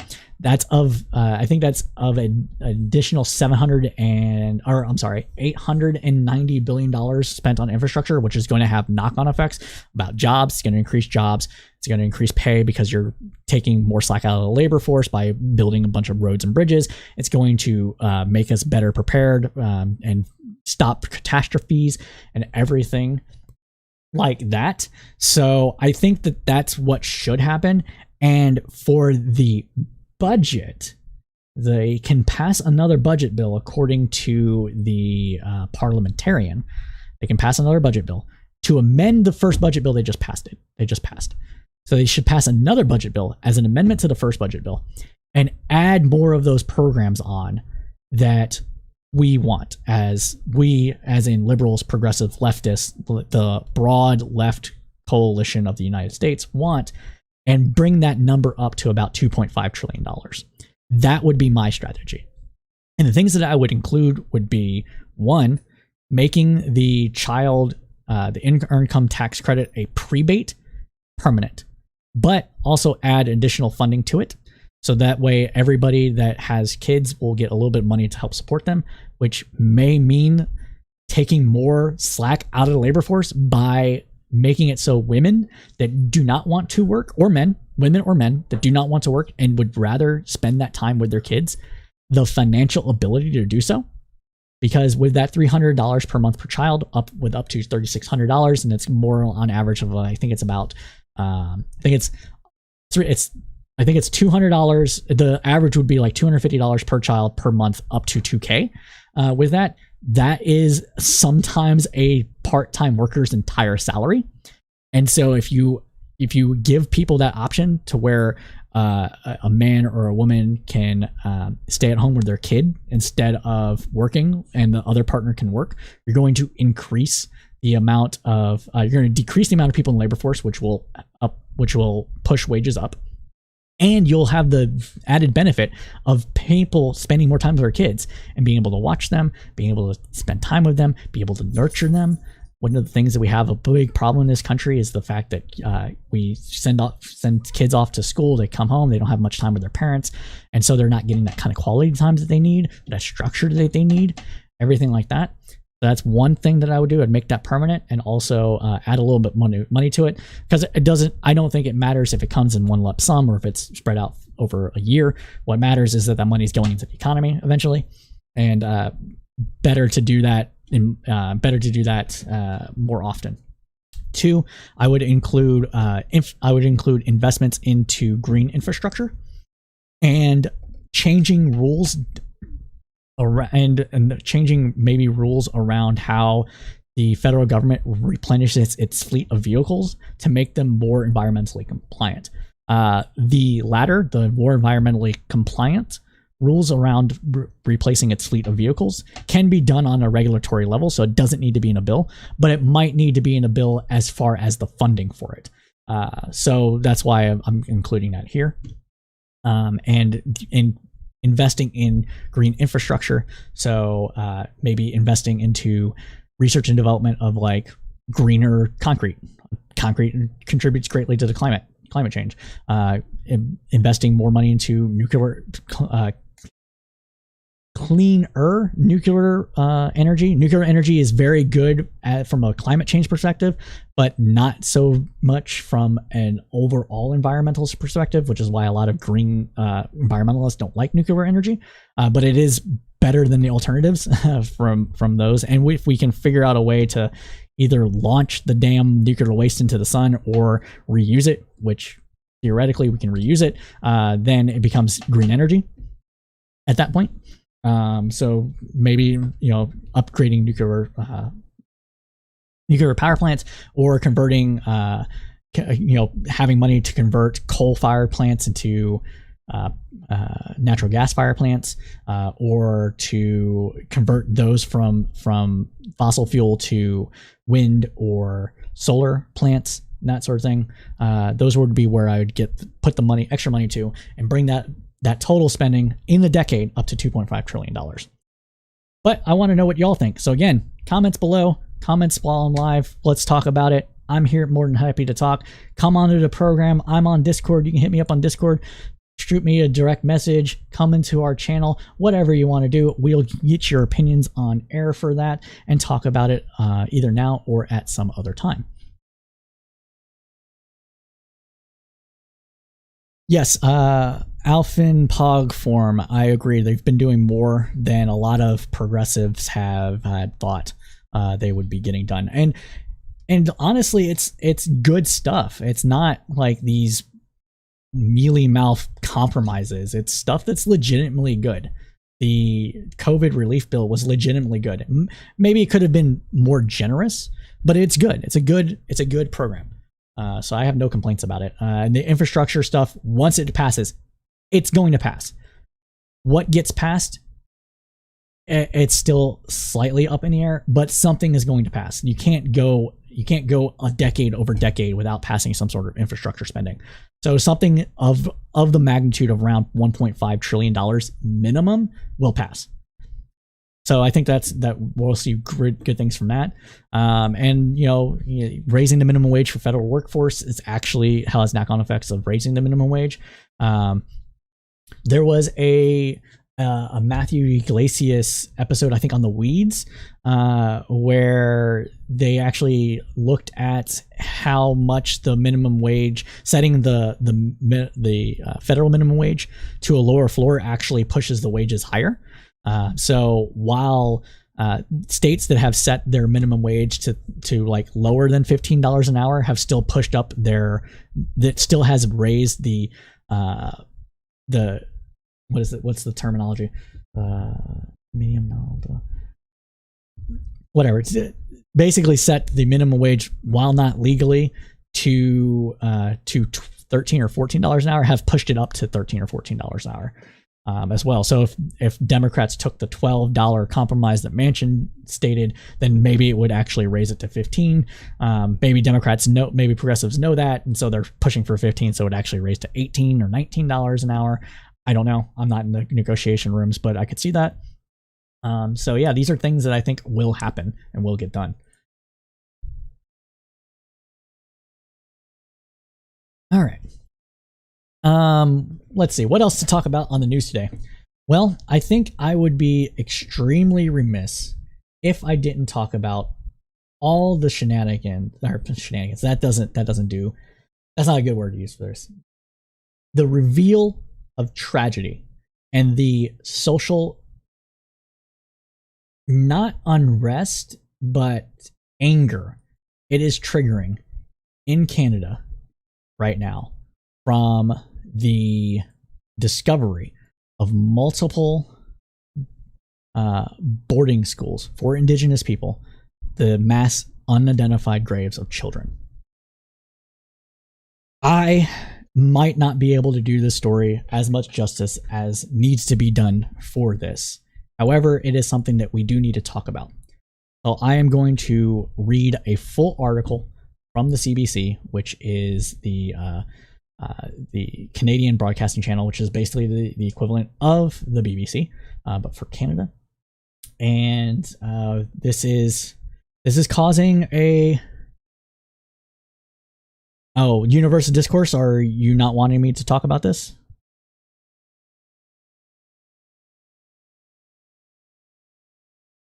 I'll wait for your response. Okay. For those that might not know, universal discourse, this is a personal kind of thing for her. So like I said, I do think that it needs to be discussed, but if she had asked me not to talk about it, I would not. I would respect those wishes and wait to talk about it later. So let me go ahead and throw this up here.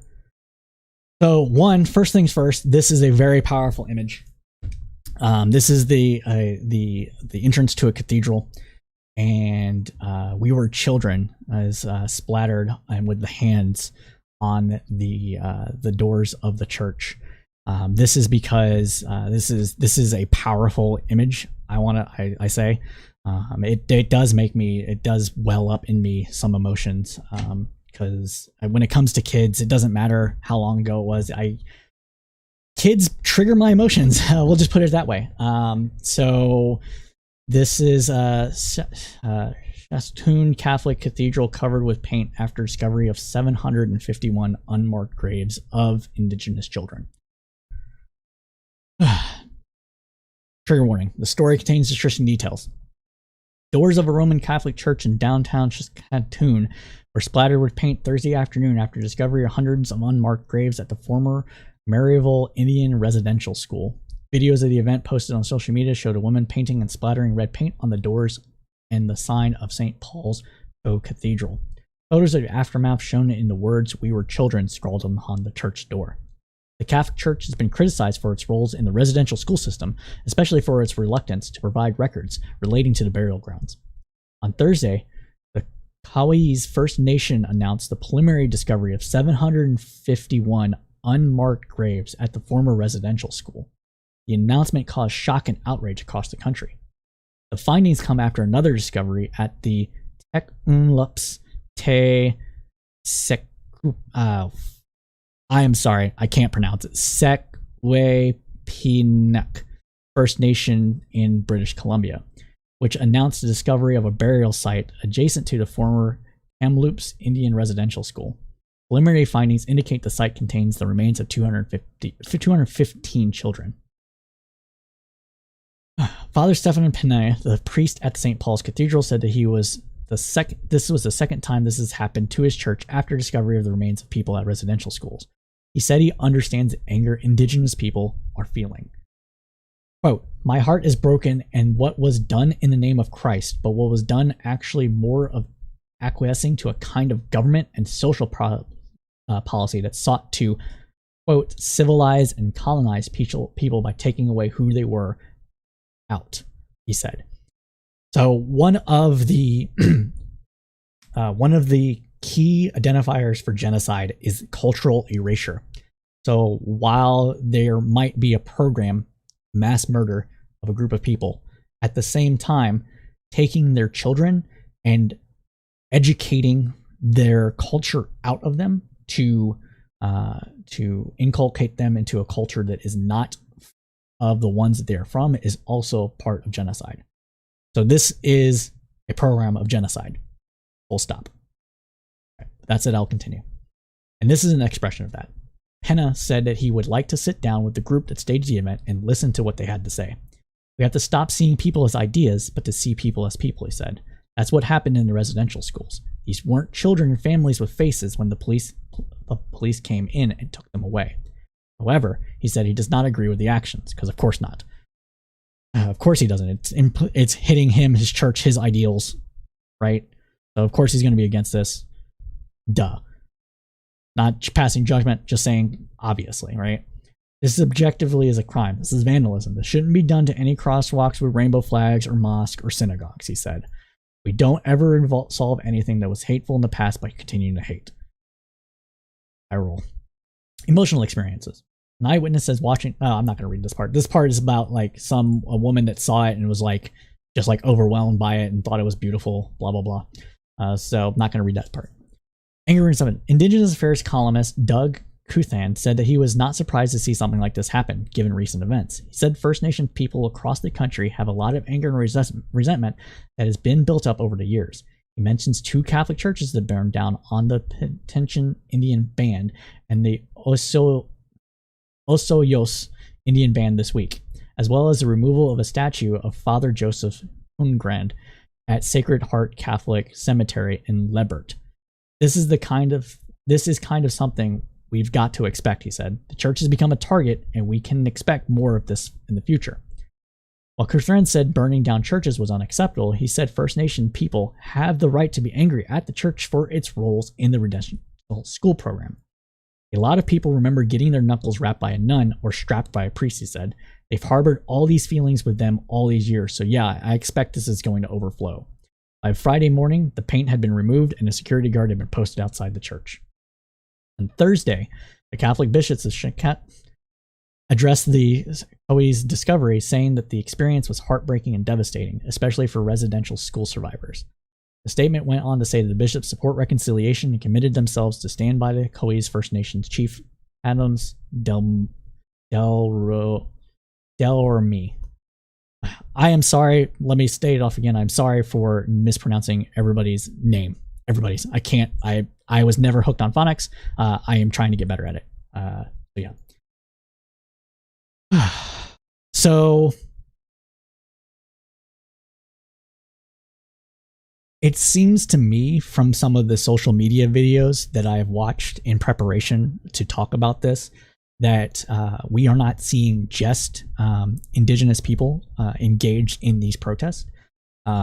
We are seeing youth engaged in the protests as well. There has been statues knocked down. Queen Victoria statue was taken down by people in orange shirts. And in Canada, they call them First Nation people. I'm going to stick to Indigenous people here because we are an American audience. And it seems to me that this is honestly just a reckoning that has to happen. And it's not going to be limited to Canada. The same kind of program that happened in Canada happened in the United States, often with Protestant church leaders helping to run these parochial schools, these schools designed to, the quote being kill the savage, save the man kind of program. That I don't remember who said that quote, but it was a person that developed this program for the United States. Very similar thing. I was listening to an NPR program a few weeks back that talked about some of these mass graves being found in the United States, and some of it was attributed to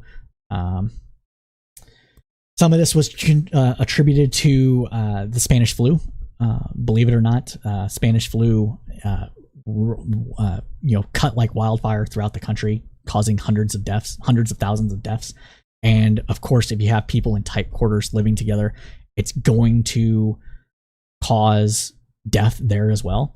But as far as what was done to reunite the deceased with their living relatives, it doesn't seem like anything was done at all, either in the United States or within Canada. And that's why you're finding so many children in these graves. Another thing is that while the diocese in Canada, so I can't say this in the United States, so I don't know as much about it, but the diocese in Canada has apologized for its role in it. A papal apology, so a higher authority apology. The world level organization of the Catholic Church has not apologized for its role in the extermination of Native people, or anybody, or Native peoples across the globe, but this particularly being talking about Canada. And so the Indigenous groups in Canada are seeking that papal apology now, and I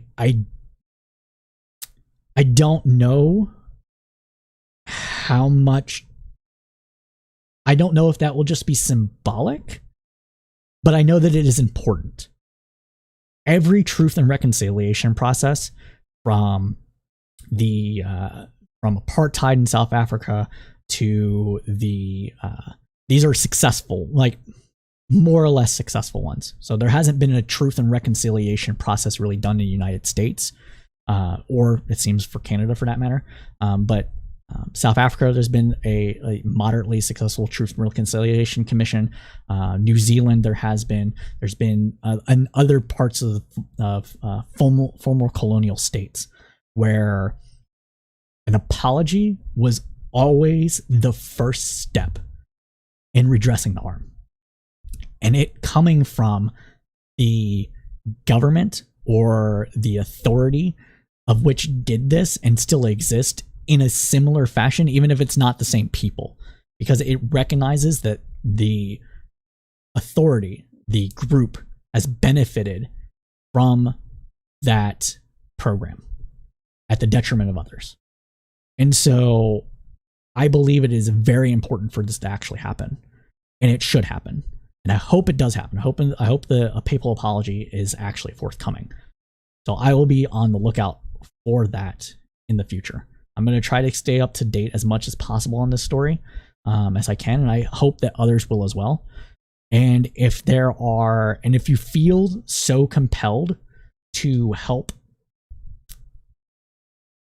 address these wrongs in any way, please reach out to known Indigenous charity groups and put your money and time into those, not into somebody that might claim to be like somebody else. Like, do it for Indigenous people. Don't do it through other groups. Do it for Indigenous people. And that's all I can really say about that. I hope that was informative, and my opinions are what they are. But I'm hoping that we will see actual progress be made from these protests, this bubbling up of suppressed emotions from a century, essentially. And this is kind of the sort of thing that you see happen before progress can actually be made. Hey, thank you for the follow. Appreciate it, Cyber 6. So yeah, like as I was saying, if you feel so compelled to do something to help in this regard, or any of the things that we in this regard, please do it through an Indigenous group. Don't do it through other groups. That's my advice and call to action for that. Again, thanks Cyber6 for the follow. I know I got a couple of other follows here. Let's see who else followed me. So I'm not gonna. Well, that's probably a joke. So oppressed white male followed. Thank you for the follow as well. And yesterday I got a follow from Tell You What 22. So appreciate that. Guys, we are striving here on the Crowdsourced Politics podcast to bring as much diverse, entertaining, political, and factual rhetoric debates, etc., as we possibly can. And every time we get a follow, it does help out. So yeah, appreciate it.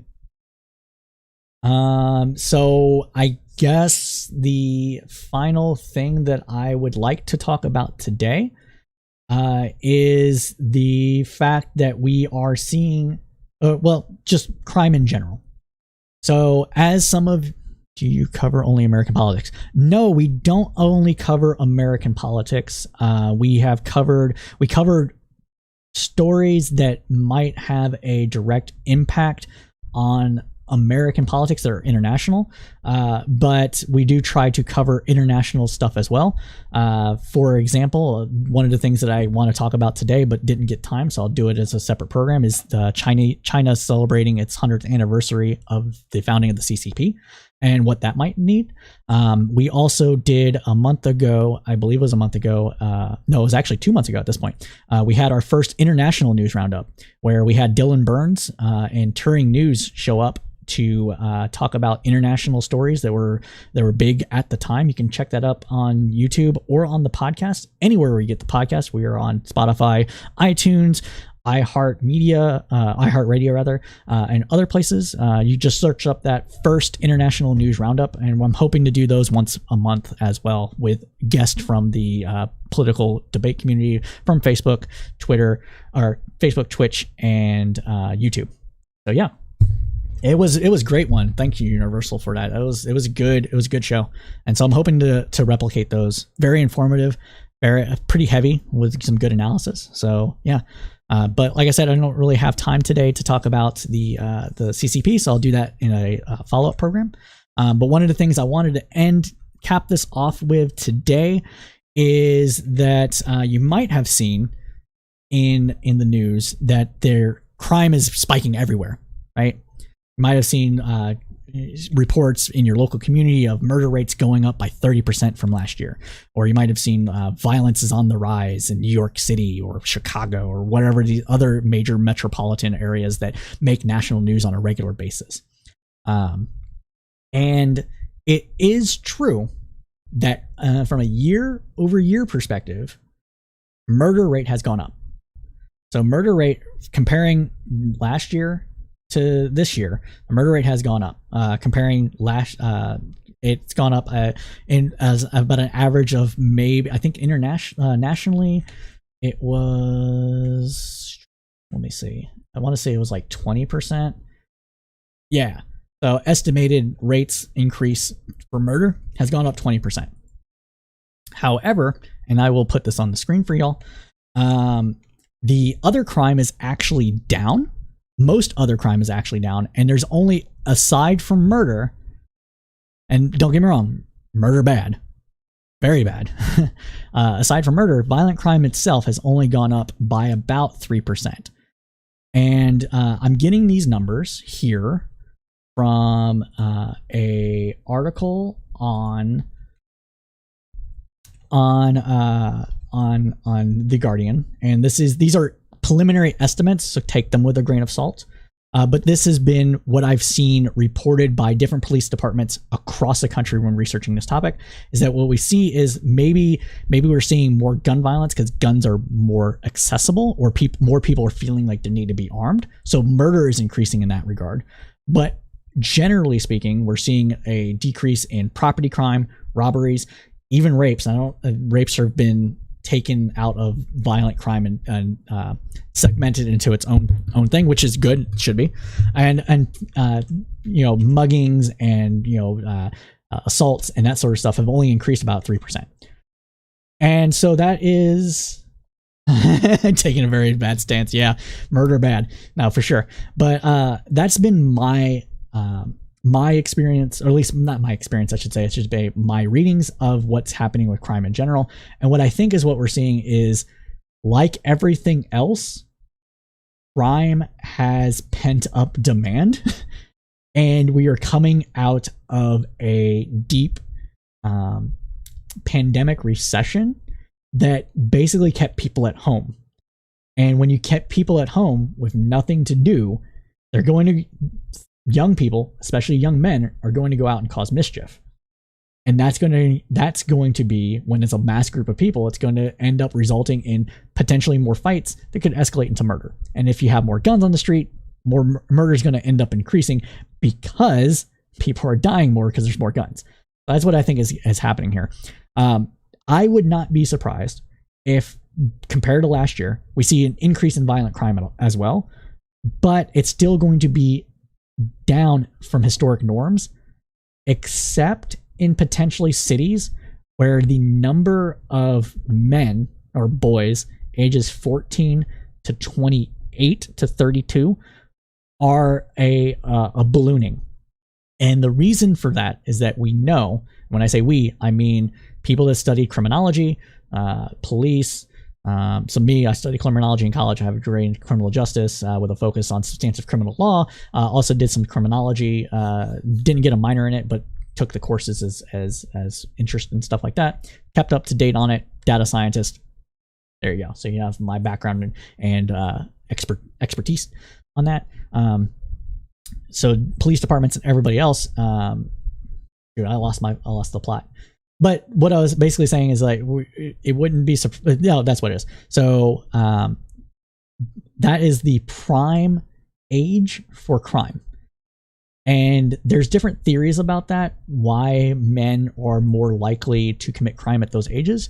And everything from fluctuating hormonal levels, because testosterone increases in aggression. Aggression is more likely to be displayed in either competition or violence. So there's that. There's also the fact that the frontal lobe is not fully developed, and people that are still maturing are less risk adverse. So they are more willing to take risk, and taking risk increases the chances of these things from happening. So it could be anything from like petty theft to, getting into a fight over a girl or something like that, right? And also the fact that most people, at least nowadays, aren't developing families until their late 20s. And so that also increases the time gap of when men, quote unquote, don't settle down and are still more likely to engage in these behaviors.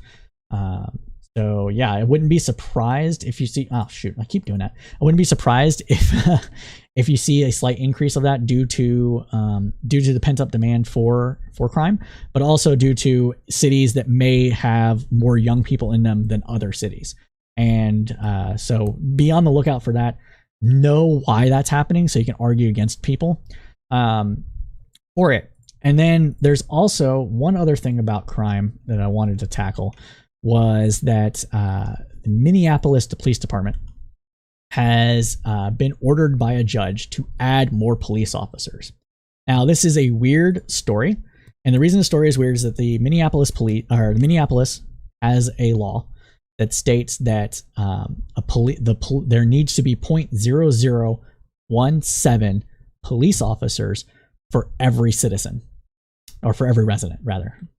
And currently, due to the fallout from the George Floyd protest and threatenings under the union, a large number of police officers have either went on leave or retired early. And that brought the numbers below that threshold.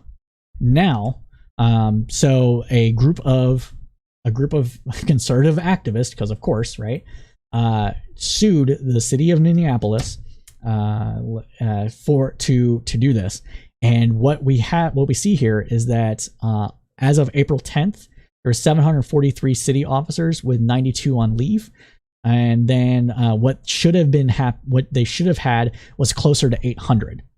The city's projected it would have 690 sworn officers on payroll and 46 on long-term leave by June 1st, the order said, but city officials projected only 669 officers on the job by June 1st, 2022, and 721 on January 1st of 2023. So this is roughly 200 less sworn officers than is required by Minneapolis law, by Minneapolis, I say law, I should say city charter. And so the group has been successful in their lawsuit. The group is, let's see, conservative, the nonprofit law firm. So let's see, president of the Upper Midwest Law Center. So it's a conservative law firm, brought suit to this. And what they're hoping to do is that they won't end up defunding the police with this order. What the mayor has stated is that he's more than happy to replenish the police force with the right kind of officers. So if the officers are going to be more community oriented, be less prone to abusing their authority, happy to have them aboard. Let's do it. Let's go. My concern with this ruling is that it won't happen quick enough. The training of new police officers, they're supposed to be adding, they're doing like 2 concurrent classes right now under new requirements. So the aggressive timeline for 700 officers by the end of the year and 888 officers by the end of 2023. My concern is that it won't be quick enough, and they'll have to reduce their standards of recruitment in order to bring those numbers up. And so we're going to end up getting more bad apples, because that's what happens when you reduce regulations on these kind of things. So stay on the lookout for that, because once one city is successful, once one group is successful in suing a city for something like this, others will follow. It sets a template. And so don't be surprised if your city that might have a similar charter is being required to hire more police officers because of that. One thing of note should be said that while people are going to chalk this up to defund the police, this is not actually a successful defunding of the police. That Minneapolis ordinance was actually cut and not actually passed. This was officers saying, well, if you're going to treat me this way, I'm going to leave. And so they didn't feel like doing their job anymore and they quit.